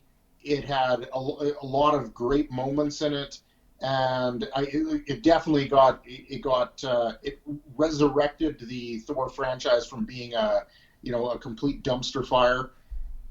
And I had this right up there. I ranked it right there with for me was with Guardians of the Galaxy, like not at the top tier, but like just a shade below. See, I would put it as my number two. Or you know what? I might like it's either my number one or my number two. I kind of flip flop between them. I think my biggest pet peeve with it is I love Planet Hulk so much, and I Yeah. wish it was its own movie. But what they ended up doing with it was pretty funny. Like Mm-hmm. I enjoyed it, Yeah, but no, it was by far the best Thor movie, mhm. and out of the big three it was the like if I were to go across the board and say, okay, Iron Man's best movie was the first one, Captain America's best movie was the second one, and Thor's best movie was the third one. Yeah, And you know, don't know why that worked that way, but just how it did. it was so entertaining. And I felt like for once watching a Thor movie, I wasn't like, okay, give me the next Loki scene. I was actually going like, oh, this is actually pretty funny, just and entertaining on its own, wherever the hell they're going with it. Hmm. Yeah, I love Thor Ragnarok. I've seen it a million times. It's always a good time. And remember when it came out, and you, me, and our coworker Tom literally just quoted it for like a month, Oh yeah, for yeah. There like a was month straight. a lot of really good quotes in that movie. It's so good. So yeah, moving on from Thor Ragnarok. Definitely at the top there. We have Black Panther. Mm-hmm. So what are your thoughts on Black Panther? Um, I enjoyed it. I really like the character. I mean, I think it's one of those characters that just really has never been given, at least previously in the past, really been given a good a good run with artists and writers and everything else. The character was always interesting. I was always happy to see Black Panther show up in Avengers comics. This particular movie I thought was really entertaining. Again, not a character that I followed deeply, but a character I've always been very interested in. Um, Overall, it had some action, a little bit of humor here and there. Um, Very like cinematic wise, like just stuff that you just hadn't seen before. Hmm. Uh, and at the end of the day, I was really happy to go see it. I ended up seeing it twice in the theater. Oh wow. Um, what I what I what I would disagree with I guess disagree with the movie was the fact that it got so much hype Hmm. that it was like the best Marvel movie they've ever produced, which I wholeheartedly disagree with. Yeah. It was damn good. Hmm. It was really entertaining. I was unfortunately with the passing of Chadwick Boseman, I was so looking forward to the second one. Like we got all the origin, introduced my posse movie out of the way. Now let's get serious. Let's see what they can do with the second movie. I'm still very curious to see what they do with the second movie, Hmm. but I feel like it got way more credit than it should have. Yeah. Soundtrack was good. The acting was good. The movie was solid, but I by no means would rank this in the top echelon of Marvel movies. Yeah, I agree with you. I think the thing that really puts it above a lot of other movies, in my opinion, is Michael B. Jordan as Killmonger. I love Killmonger, and Yeah, I was so sad that they killed him off. yeah, Like, I think the way they killed him off, it makes sense for the character, but I was just so sad because I want him in every single movie. I was like, he's so good. But I mean, it's just how it goes for the story. But I mean, Yeah. it's one of the few movies where the villain was right. Like his methods may not have been correct, but like the fact that he was like, why isn't Wakanda saving the world? And like Black Panther was like, yeah, you're kind of right. Like, why aren't we? Yeah. Like that's such a rare thing to happen in Yeah. movies and stories and whatnot. Like I love that movie. But yeah, I agree with you. Like I don't think it's like top, but I definitely think it's like Civil War Guardians 2 level. Yeah, yeah. For me, it was. I think it absolutely murdered Guardians too, but I would put it at that Civil War level for sure.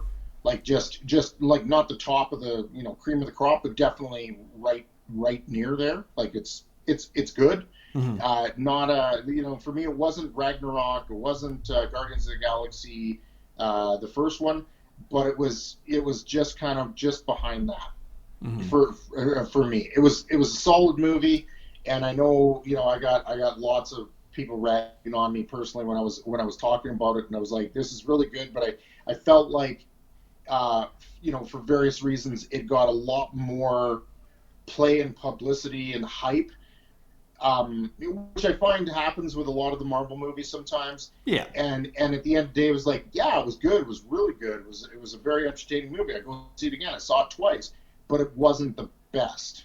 Yeah.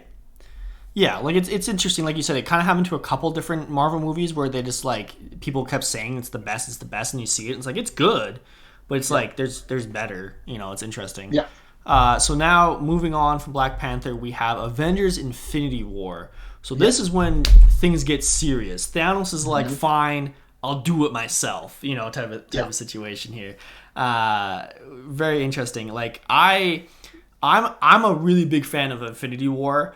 I think the things that really stand out to it for me is just it's such a tonal shift where like if you look at the top list of what we have currently as our kind of the top, it's mainly like you have Thor Ragnarok, which is funny, you have Guardians of the Galaxy 1, which is really funny, you have Avengers 1, which is really funny, but then like the only really serious one that's near the top for us is Winter Soldier, which is really good but still had comedic stuff to it. To me, Infinity War was just like yeah, there's maybe like one or two jokes, but this is like a dark movie when it comes to like the heroes just get the crap kicked out of them.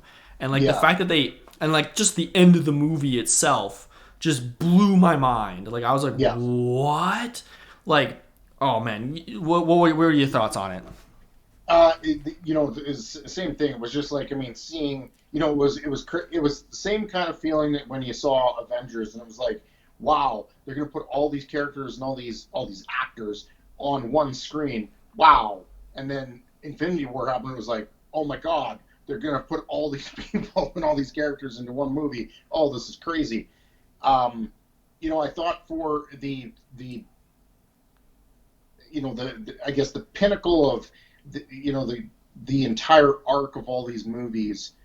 I thought it was great. Mm-hmm. Um, Again, I always have to kind of turn my comic book fan brain off, because there were certainly obviously things that stuck out to me that it was like, oh, I didn't like that, I didn't like this, oh, that's where you took that storyline and shoved it in there.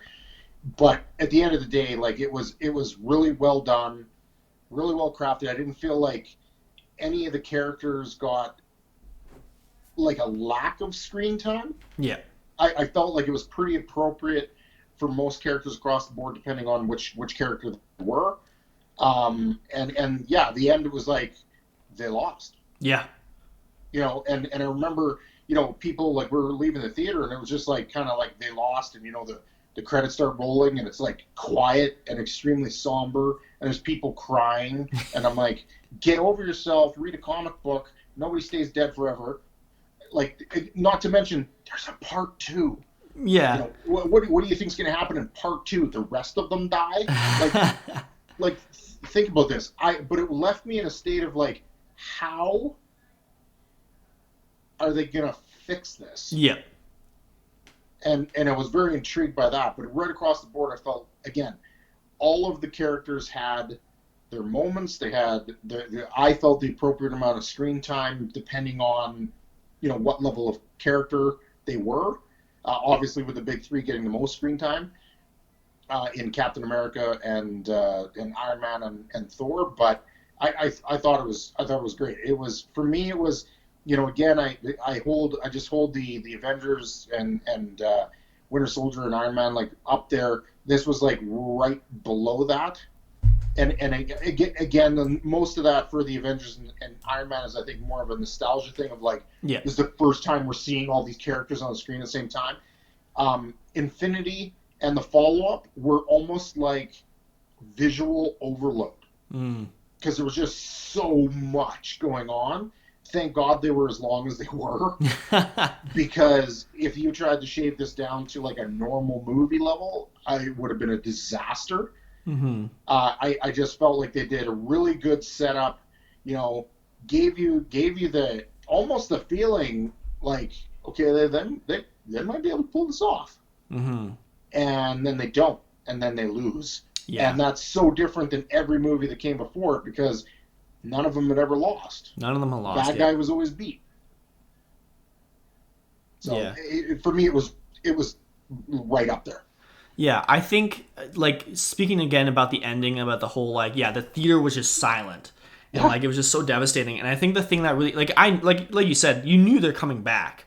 But the thing that blew my mind was just who they chose to die. Or at least not die, but, like, get dusted. Like, when I was going into that movie, I was like, oh, yeah, Captain America's done. Iron Man's done. All the people who've been in since the beginning, I was like, oh, they're going to get rid of those guys because, Black Panther's huge, Spider-Man's huge, Guardians of the Galaxy's huge. Why would you get rid of your bright new stars? So when they started dusting, I was like, what? What are they doing? This is insane.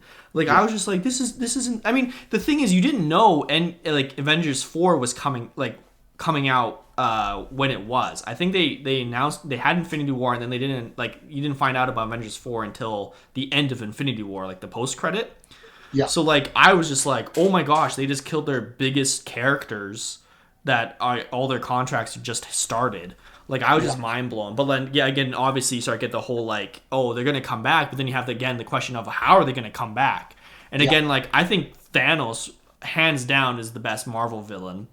And, I mean, it's one of those things where it's like they literally gave him his own movie to establish him as a villain, whereas they didn't do that to any other. The only other person who's gotten more than one movie is Loki. And you could argue he's either one or two when it comes to villains. And that's because they gave him the time to develop and establish why he's so good. And to me, Loki's not a villain. No, not anymore, for sure. Like even previously, all he's ever done is just get the ball rolling. Like it was him getting in there and doing what he was doing.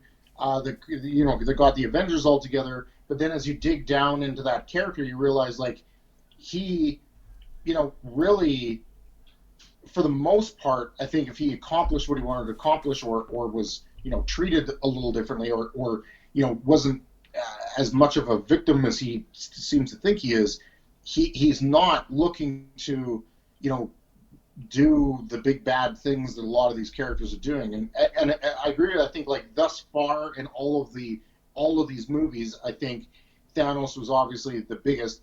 I don't think he's the greatest Marvel villain.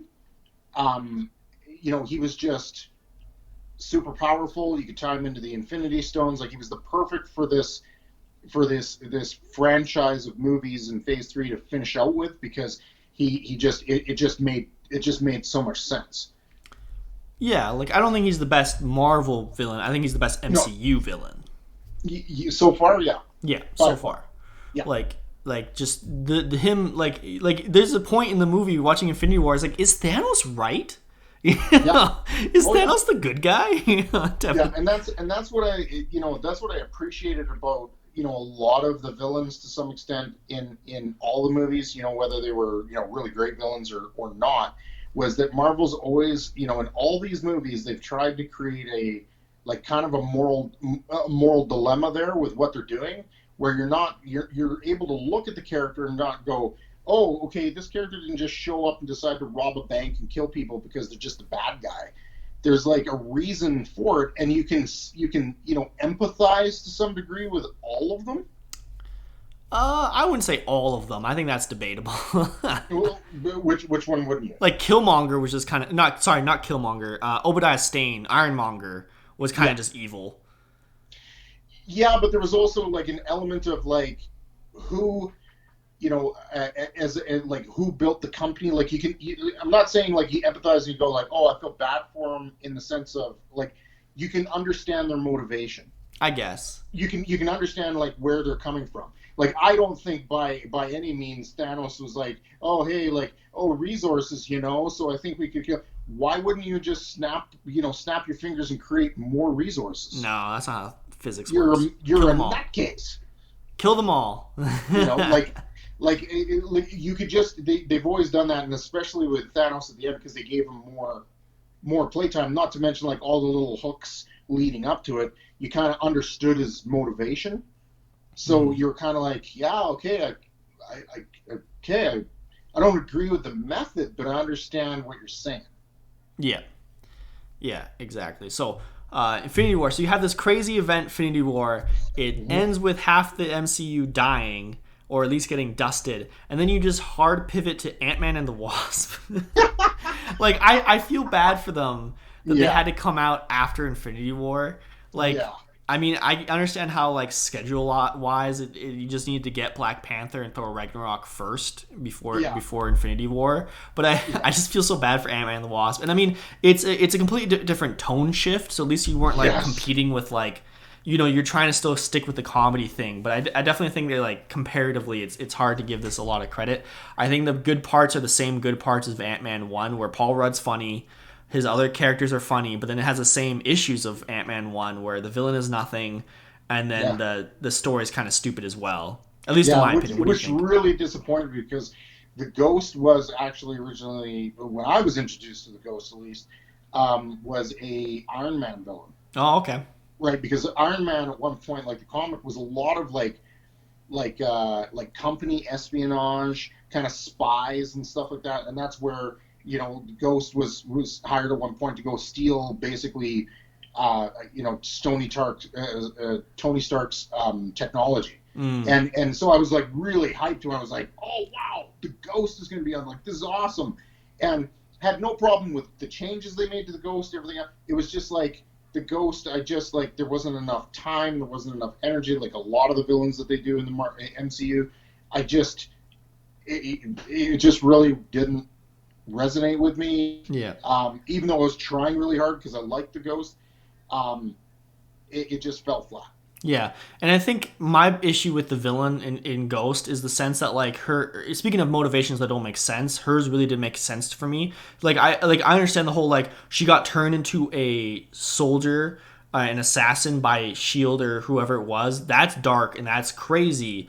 But Yeah, then she has the issue of she's phasing in and out of whatever. But then she could have just asked like the yeah, Pims for help and they would have just helped her. Like there's no reason why she couldn't, like her and Goliath couldn't just done that from the beginning. But the whole idea of like them having to kidnap Ant-Man in order to like, get back into the quantum realm was just kind of stupid to me. If they just asked, they would have helped her, you know? yeah.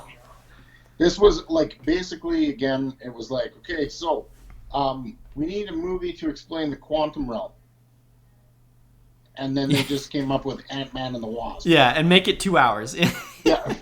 exactly. It's unfortunate because again, like the first movie was entertaining. I felt like a lot of the stuff here in the second one they just kind of rehashed the same stuff. Like Yeah. his buddy gave a recap, real funny. Yeah. There were funny ha ha ha moments in it. They gave Wasp a real kick ass moment in the movie. Like it really if any of these movies felt like a filler, that one did. Yeah. For sure. See, like I would put it like once was enough. Like, it Yeah, was I watched it, it's fine. It's not yeah, terrible. It's just okay, type of yeah, thing. yeah. I agree. So now we moving on. Before Avengers Endgame, we have Captain Marvel. So this one is interesting because it's like We are going to disagree on this. I have a feeling. I don't think it's amazing. Like I think this is like you're kind of like hinting at when we were talking about Black Panther, where it's like a movie that got blown way out of proportion for what it was. Like, I don't think this is that good, but I also don't think it's that terrible. I think that my issues with it is just the fact that like it was just like okay. I mean, it's nice that they established Captain Marvel as like this, super powerful superhero. They really make you understand like she can knock people out pretty hardcore. But I mean, other than that, it was just kind of like an okay movie in my opinion. Yeah. I thought this was one of the worst Marvel movies ever. Really? Yeah. Hands down, one of the worst. And it's really sad because I like Captain Marvel. Like, I like the character. Yeah. The comic book characters is great. Again, I don't even think they do her justice in the comic book, industry. I like the fact that they kind of established a character that's kind of like, hey, I'm Thanos level tough, and I can help out, but she wasn't like the centerpiece of everything that was going on. Mm-hmm. But the movie itself was just awful. Really? Like, I hated it. It was just I have no interest in ever seeing this movie again. I just felt like I feel bad for Samuel L. Jackson having to be in this piece of trash. And I honestly, the more and more I see of Brie Larson, the more I dislike her. Mm. She just it just didn't have the same, to me, like the same level of charisma that a lot of the other actors playing their various roles throughout these movies has. She just the way she portrayed the character, the way the whole thing. I was just like, I am so disinterested in this. I will never watch it again. See, I disagree with that. I think Brie Larson was good. I think my issue with it is just that the storyline hampered her, like the whole like I'm semi brainwashed, so I'm not 100% myself type of thing. Really put a yeah. You started off. It's really too bad they asked her to act. but they asked her to act muted. Like they asked her to act like with a handicap on. Like I feel like other things I've seen her in, she's been fine. Like I honestly feel like it's the storyline that hampers it, not Brie Larson. And I mean, we'll definitely see which one of us is right when Captain Marvel 2 comes out, right? Yeah, but I think her, like her portrayal or her just her presence and her acting in the two Avengers movies, she did a much better job than yeah, exactly. Movie. Like, and I think it's because she wasn't in the whole movie. Yeah. Like, I don't know what it was that just, and I think it's the story too was just like so off kilter from the comic books. Like that I just, yeah, the scroll, like, oh yeah, no, there's good Skrulls and we want to like help them and then integrate them onto Earth and like say what? Like, I don't know. No, that like, didn't bother me too much. I didn't buy any of it. I hope they flip the switch and they're like, they suckered us and they're not going to kill us now. Yeah, because Secret Invasion. That just was not it. Yeah. Like, are you putting it? In all honesty, I'd rather watch Iron Man 2. You're crazy. No. I'd rather watch Iron Man 2. I disagree on that one. I think because at least it had Robert Downey Jr. No, I disagree. I think in that movie, at least Robert Downey Jr. was in it. See, I think it's a like bottom tier. Once was enough. Like I don't need to watch this movie, but I don't think it's nearly as bad as Iron Man 2 or Thor 2. I've already forgot it existed, and I don't know what we're debating. Fine, I'll move it down just because I'm gonna move Guardians up. So that's the leeway we'll do. So now you go into Avengers Endgame. So you had Infinity War. Yeah. Half the MCU gets decimated, and then you're going to Endgame, which is like, how are they gonna bring this back? Yeah. And so you start off the movie with them going, you know what? We found Thanos. We have Captain Marvel on our side. Thor's pissed. Let's go kick his ass. Yeah. And then they literally find Thanos, find out he's just decimated. He doesn't have the stones, so they kill him. And then it's like, what do they do? How do they bring people back? Yeah, I was like, okay, I wonder how they're gonna, get the Infinity Stones or whatever and bring everybody back. And then the first I don't know how long that was, probably the first half hour of the show when that when they finally found him, went in there, whooped his ass and killed Mm-hmm. him, and I was like, what the hell? Yeah. What are they gonna do? Where is this going? Yeah. I was so it was such a like a bold choice in the sense of like you have the very beginning of the movie. It's not like it was like, hey, we're gonna go find them and then wrestle them away from them and the take it. It was like, no, he wrecked them, destroyed them, and then you killed him. Yeah. Like what? Right there, I was like, I don't know where this is going. Where is this going? Yeah, Like, and I was into it right then. and then you had the 5 year jump happen too. Yeah, And I am such a sucker for time jumps. Like, if any story has a time jump, I'm immediately like, oh my gosh, there's so many cool things I can do with it. And then you're proceeding with the movie. Everybody's depresso, but then a rat hits a button and releases Ant-Man. yeah, It then it just kind of goes from there. Like to me, Endgame is really good. Like, it's the culmination yeah. of three phases of Marvel, like 10 years of Marvel movies. You have the beginning, which is super dark, and you're like, I don't know what's gonna happen, and then you have the ending where you have every single character show up, and you have this massive, massive, like, this puts Civil War to shame. Like, Yo, yeah, like yeah. this really hammers in how small Civil War was Yes. comparatively. But like, you had this crazy fight with every MCU villain. My biggest issue with Endgame is I just find the time travel was interesting. I Mm-hmm. just think that one, it really tone shifts the whole movie for no reason, and two, there's a lot of plot holes with it that kind of bug me. Yeah, I, I did like the fact that they were like, okay, we're gonna do the time thing. Okay, then they go back to do the time thing, and then they and then they and then they fuck up, Hmm. and which then spun off Loki. Thank you. Yeah, yeah, yeah. But they screwed up, and then they have to like further time jump to fix their screw up, which was like an interesting kind of twist to it. But I agree, there was definitely some inconsistencies. Now, whether you can say, well, maybe they really didn't know exactly where it was going when they did Avengers or they did some of these other movies, but at the end of the day, I think it was entertaining enough and big scope enough and an amazing capper on however many movies this is, 20 some odd movies, that I was like, I'll forgive the inconsistencies Hmm. and just enjoy it, and to be able to see Captain America finally wielding meow meow, Yeah, uh, yeah, uh, being able to see him wield that, and that big fight between the three of them, and yeah, it was just a again, like the Infinity War, it was just like visually overloading with so much shit going on. hmm. Yeah. So how do you rank it though? Like, I have to put Infinity and Endgame at the same, because they're you think so? basically one movie. Mm, see, to me, the tone shift in the middle of Endgame really knocks it down a bit for me.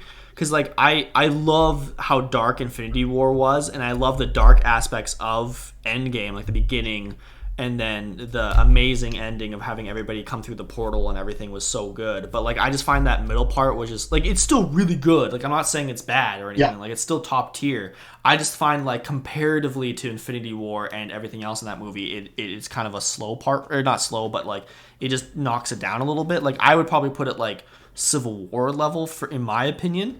But yeah. I can see what you're saying about, like, you kind of have to have Infinity War and Endgame together to appreciate the whole package, right? Yeah, because I feel like if you were just like Infinity War, here you go, here's the movie, I would have walked out going, well, that was depressing.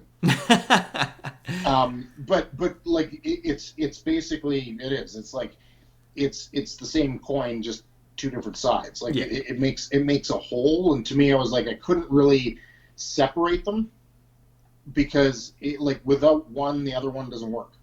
yeah. No, I can see that, and yeah, it's such a milestone for Yeah, movies and Marvel and all that stuff. It's so good.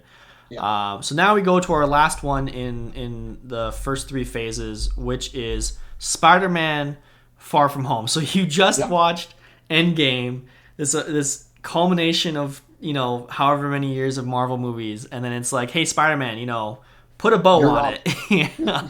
Those are some big shoes to fill, man. Yeah. What are your thoughts Um, on Far From Home? Again, I'm overly critical on these. I like the choice of villain. I thought it was kind of interesting how they brought him in. I didn't really agree with like everything and how that worked, but I just again I think you were just on such a like a high that coming into this it was just like it felt almost like they were like, hey, we just got to slap another movie together real quick. Because I wasn't really invested. Honestly, I was not really invested in seeing this at all. Mm. I was not like, oh, okay, yeah, there's another Spider-Man movie coming out because I don't feel like they've made a really good Spider-Man movie. And this one was just like, oh, okay, you got to know a little bit more, about the characters, and they dove into that a little bit more, and it really hung on this, Tony Stark, Peter Parker, his mentor is gone, kind of thing, and it had its touching moments, it had its funny moments, it just at the end of the day, I just didn't feel like it paid off. I actually enjoyed the first one more than this one. No, really. Yeah, but at the same time, I appreciated the villain that they had in there. I thought it was a really kind of unique, although almost kind of to a degree, kind of hard to believe, kind of way of bringing Mysterio to life, Mm. and how his powers function, and the fact that he's just basically bullshitting everybody about being a superhero from another world. That was just over the top. I thought Jake Gyllenhaal was good. It just at the end of the day, I just really wasn't like super amped about this one. Mm. And it might have been just Marvel overload or just coming off the end of Infinity War. I don't know. For me, it was like at the same level as in all honesty, it was at the same level as like Ant-Man. Oh, really? Yeah, I watched it once. That was good enough for me. Haven't watched it again since.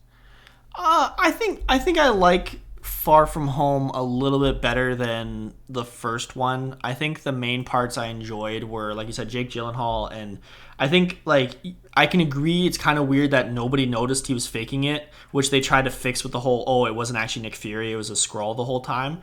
But I Yeah, think like what they did to trick Spider-Man, like the whole like the scenes where it was like alternate reality and like making it look like everybody's dead and all this stuff, I thought was yeah, interesting. And I think the ending of the bridge being so like unclear and whatnot was very interesting.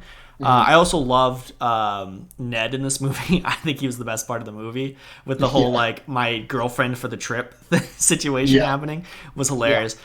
yeah. Again, like that, I think if this was just let's get to know Peter Parker and and his crew, like the people around him, like I felt like it really kind of continued to nail home what makes Spider-Man comics so good, which is the supporting cast. Hmm. Like even the teachers, I found Oh entertaining. yeah, yeah, for But sure. but the but the like the superhero aspect of it of the movie, I was like bored with. I just didn't hit it home at all. Yeah, I can see that. Like Which it, is too it bad because I like Mysterio. I mean, he's a classic Spider-Man mhm. villain, and they had a great actor playing him. And it's not like it was like it wasn't Thor: Dark World, No. but it just again I don't know if it was just coming off of everything that had come before it or what. Yeah, it just didn't hit home for me. I think the best part about Spider-Man Far From Home is the ends credit, where it's one J. Jonah Oh Jameson, J.K. Simmons is J. Jonah Jameson, and then two revealing that his secret identity was. Like the build up to the next movie was the best part of this movie, in my opinion. yeah, it kind of I remember seeing that and I was like, we walked out and my wife and some friends were asking some questions. I was like, they just wrecked Spider-Man in the sense of like, oh my god, what is he gonna What do? is he gonna do? Without really knowing where they were going with the Loki TV series and the other ones that are there. not understanding what was going, what's going to transpire, knowing what's going to happen in the third movie that's coming out. It really just kind of felt like, what the hell did they just do? Yeah.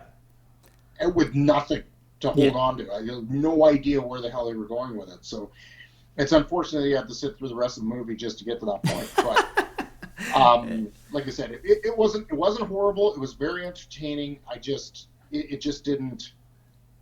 Scratch that It just itch. it just didn't hit home. Yeah, which is it was far from home, is what you're saying. It was far from home. Far from home. So that's our tier list for the MCU Phase 1 to 3. I mean, the tiers themselves are pretty good, but you can probably interchange. Maybe this one's a little bit higher than that one. All that stuff. Yeah. I mean, I'm definitely more of a Guardians fan than Winter Soldier, but Dave's more of a Winter Soldier person than Guardian. So that's an infinite debate. And for the worst movie, I think that's a debate as well. But these are our rankings. Let us know what you think in the comments. This is the point in the podcast now where we're going to talk about Black Widow.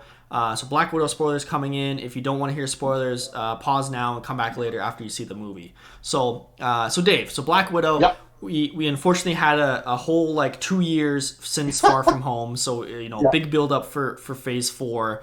What were your thoughts going into Black Widow? Leading up until they were like, okay, we are launching this, and I'm going to say right up until the week of it launching, I had lost all interest in this movie. Yeah. Because of the constant horse shit that they kept putting out of, it's coming, it's not coming, it's coming, it's not coming. And, really at the end of the day, nobody can convince me otherwise. It was 100% a cash grab because they wanted to get it back in the theaters. Yeah. Which I found so disappointing that was the decision they made, considering how much money they've leached off of us with these other 20 some odd movies. I thought, what, why not just give us a freebie and put it on friggin' Disney Plus, even if you got to pay for it. They could have hooked us up, but instead they didn't. And the constant, like I said, back and forth and advertising, I was so sick of it. By the time it rolled out, when they even made the announcement, I was like, I really don't care. And then it came around at that time. Some friends got excited about it, and I was like, okay. And they were going to do it on Disney Plus, so I was like, okay, we can have some friends over, we can watch it all together. We can pause it during pee breaks. We can have whatever food we want. Okay, I'll buy in. And I'm so glad I did. Yeah. Because I thought it was really quite good. Yeah. Yeah, go ahead. Yeah, I definitely agree with you. The build-up was the worst part of this movie. They should have just released it because, just the constant, it's coming out, it's not, it's coming out. It's the same as COVID, right? Where they, the restrictions are gone. No, they're not. Yeah, blah, blah, blah, all this back and forth. It's we were all stuck in our house for a year. Just release the damn thing so we can watch it and, whatever. I agree, the movie itself ended up being really good, which is a benefit to it. But could you imagine if this movie wasn't good? And they made us wait a year extra to see it. People would have been so PO'd. Yeah. I would have been, staying at home and watching it. I would have been pretty pissed. Yeah. But at the end of the day, like I said, I really enjoyed it. I loved it had, typical of all Marvel movies. It had some great action. Yeah. It had some additional backstory, which is unfortunate, like I said before, that you didn't get this earlier. Yeah. From Black Widow. But you've got you had the humor, you had some touching moments, you had some great action. It was just a overall, great Marvel movie. Mm-hmm. I think my favorite part of the whole thing was the fact that they poked so much fun at Black Widow. Yeah. Through this whole thing, and I was like, great, that's good, because I don't know why people are just so obsessed with Scarlett Johansson. I don't think, in all honesty, she's ever carried any moment in any of these movies, and I don't know if it's just the role, the writing, the whatever, but I've seen her in other movies. She's never, I'm just personally just not a huge fan of most of the work that she's done in the past. but I felt like everybody else in the movie around her in this one were awesome. Yeah.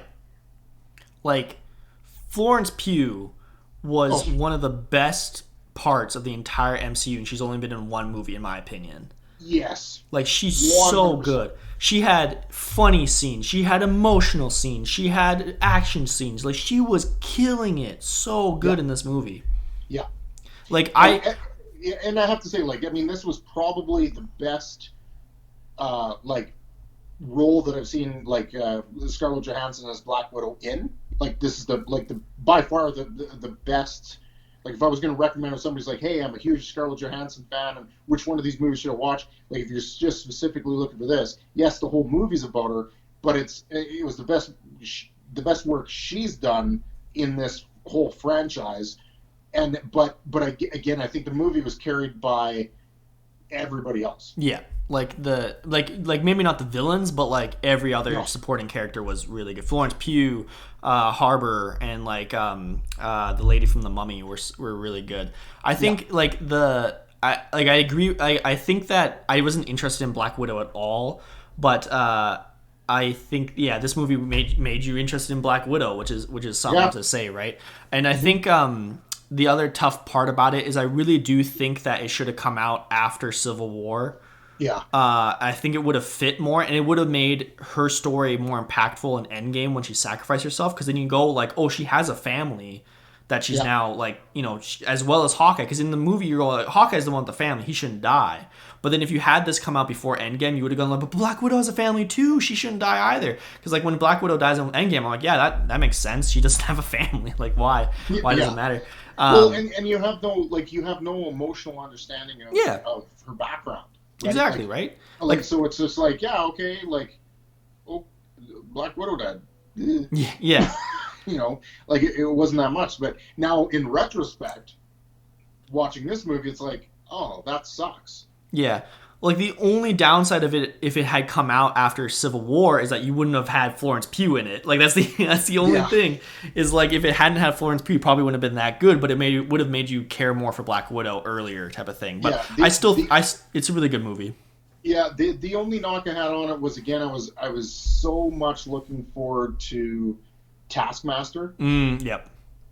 because I love Taskmaster from the comics, and like the Taskmaster, like the suit was awesome, the fighting scenes awesome. Despite anybody, you're gonna point this out. It's not because they, switched sexes and made a Taskmaster a woman. It just didn't fit. I liked the mold of Taskmaster is just like basically I will work for whoever pays me the most. Kind of like Deadpool without the humor. Yeah. He'll just work for whoever pays the most. He's the character, male or female doesn't matter, just has the ability to essentially adapt and mimic whoever they're fighting. Yep. Like it's just a cool character that I was hoping. Like I almost felt like at one point when I was watching the movie, I was like, are they gonna make Taskmaster a robot? Yeah, I thought so Taskmaster too. a robot? I thought through most of that movie, I was like, oh my god, they're gonna ruin it by making him a robot. I thought so too. And then this unveil just didn't hit home at all because it was like, who is this person? Yeah. Oh, it's the little girl that she blew up. Well, Yeah. thank God she's alive, I guess. That made no sense because No. the biggest thing about that scene, like I mean, it's sad that she had to sacrifice a kid to kill the main objective, but Yeah. one, you were doing it on behalf of Shield, so why did Shield okay you killing a kid? Yeah. Especially Hawkeye. Why would Hawkeye go like, yeah, you can Mhm. kill that kid, go nuts? Yeah. And then two, you didn't even kill the main villain anyways, so what a waste. No. you know, Not only did you not kill the main villain, you didn't kill the kid you either. didn't kill like, anybody. Like you're just horribly like you got blood in your ledger. No, you don't. Yeah, The two people that are supposed to be like the real horrible decision you made. You didn't even kill him. Yeah, exactly. It kind of takes away from that. But yeah, I think especially because the Taskmaster trailers when they first showed him looked so cool, and like him having the Black Panther scene and him having the Captain America scene and like him imitating the other heroes was Yeah, such a cool idea. But then yeah, just kind of making him a nothing robot was just a bit of a disappointment. But yeah, yeah, but yeah. It was. I think what really made the movie for me obviously was Pew was amazing. I thought the scene where she was just making fun of Black Widow's like landing stance yeah, with her hair whip yeah. made me laugh so hard. Oh man.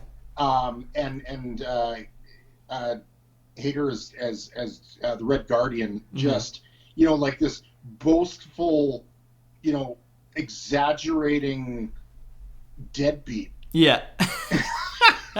I thought he did such a great job, and it was such a different, weird take on the Red Guardian. But overall, like I thought it was a really entertaining movie. Again, wasn't their best movie, but I think for me, it was certainly higher. It came in higher than I would have expected it to. Like it played out better than I expected to. I think it also what helped is we haven't had any, outside of the DC or the Disney Plus TV series, we really haven't any Marvel content. Yeah. So like getting this, after we've basically detoxed from the rest of it, I think really helped as well. But overall, I thought it was a very entertaining movie. Watched it twice. Yeah, it was a good time. If you had to put it in the ranking list that we have now, where would you put it? I'd put it right around. In all honesty, I put it around Civil War. Yeah, I agree with that. Like it was pretty good, but not like top tier, but pretty good. No. Yeah. So yeah, that's our review of Black Widow. It's a pretty good movie. You haven't seen it yet. Highly recommend. Go check it out. Dave, sure. There's 3 more Marvel movies coming out this year, which is pretty crazy. Shang-Chi, Eternals, and Spider-Man No Way Home. Out of those 3, which one are you most looking forward to? Oh, I'd so like to say Spider-Man. Yeah, especially after Loki, eh? Yeah, well, I'd like to say Spider-Man just because, like, everything that's potentially rumored, throwing around, having all 3 Spider-Man, Doc Ock, the whole thing, has the potential to just be kind of really unique and cool and interesting, kind of Spider-Verse-y. But I just have, like, the first 2 have just left me so underwhelmed. I just can't trust that they're gonna do a good job. So I mean, in all honesty, I'm mostly probably interested in Shang-Chi. Yeah, I love Simu Liu and I love Aquafina, so that's the main reason I'm excited for Shang-Chi. Yeah, I think it's gonna be a good time. But like you said, I'm super curious to see what they do with Spider-Man, and then who gives a crap about Eternals? Yeah, Eternals is just kind of weird because it just like they're interesting. I've read especially the newer series that's out. Been reading that, and it's an interesting concept and stuff, but it just it just rings out. Like I hope they address the fact is like, hey guys, knock knock, why weren't you helping with the Thanos thing? Yeah. You're just like chilling. Hopefully they address why that happened. They probably will. But it's kind of laying flat right now at this point because I just don't know what it is. So I think it'll be one of those ones I go see and then it's either going to be like, oh, hey, okay, that's awesome. It makes a lot of sense. I can see where they're going, or it's going to be like, okay, that was a thing. Yeah. Yeah, it's really up in the air where it's going to go. But yeah, so that's our ranking of MCU phases 1 to 3 plus a little Black Widow review. Let us know what you think in the comments and make sure to follow us for future episodes.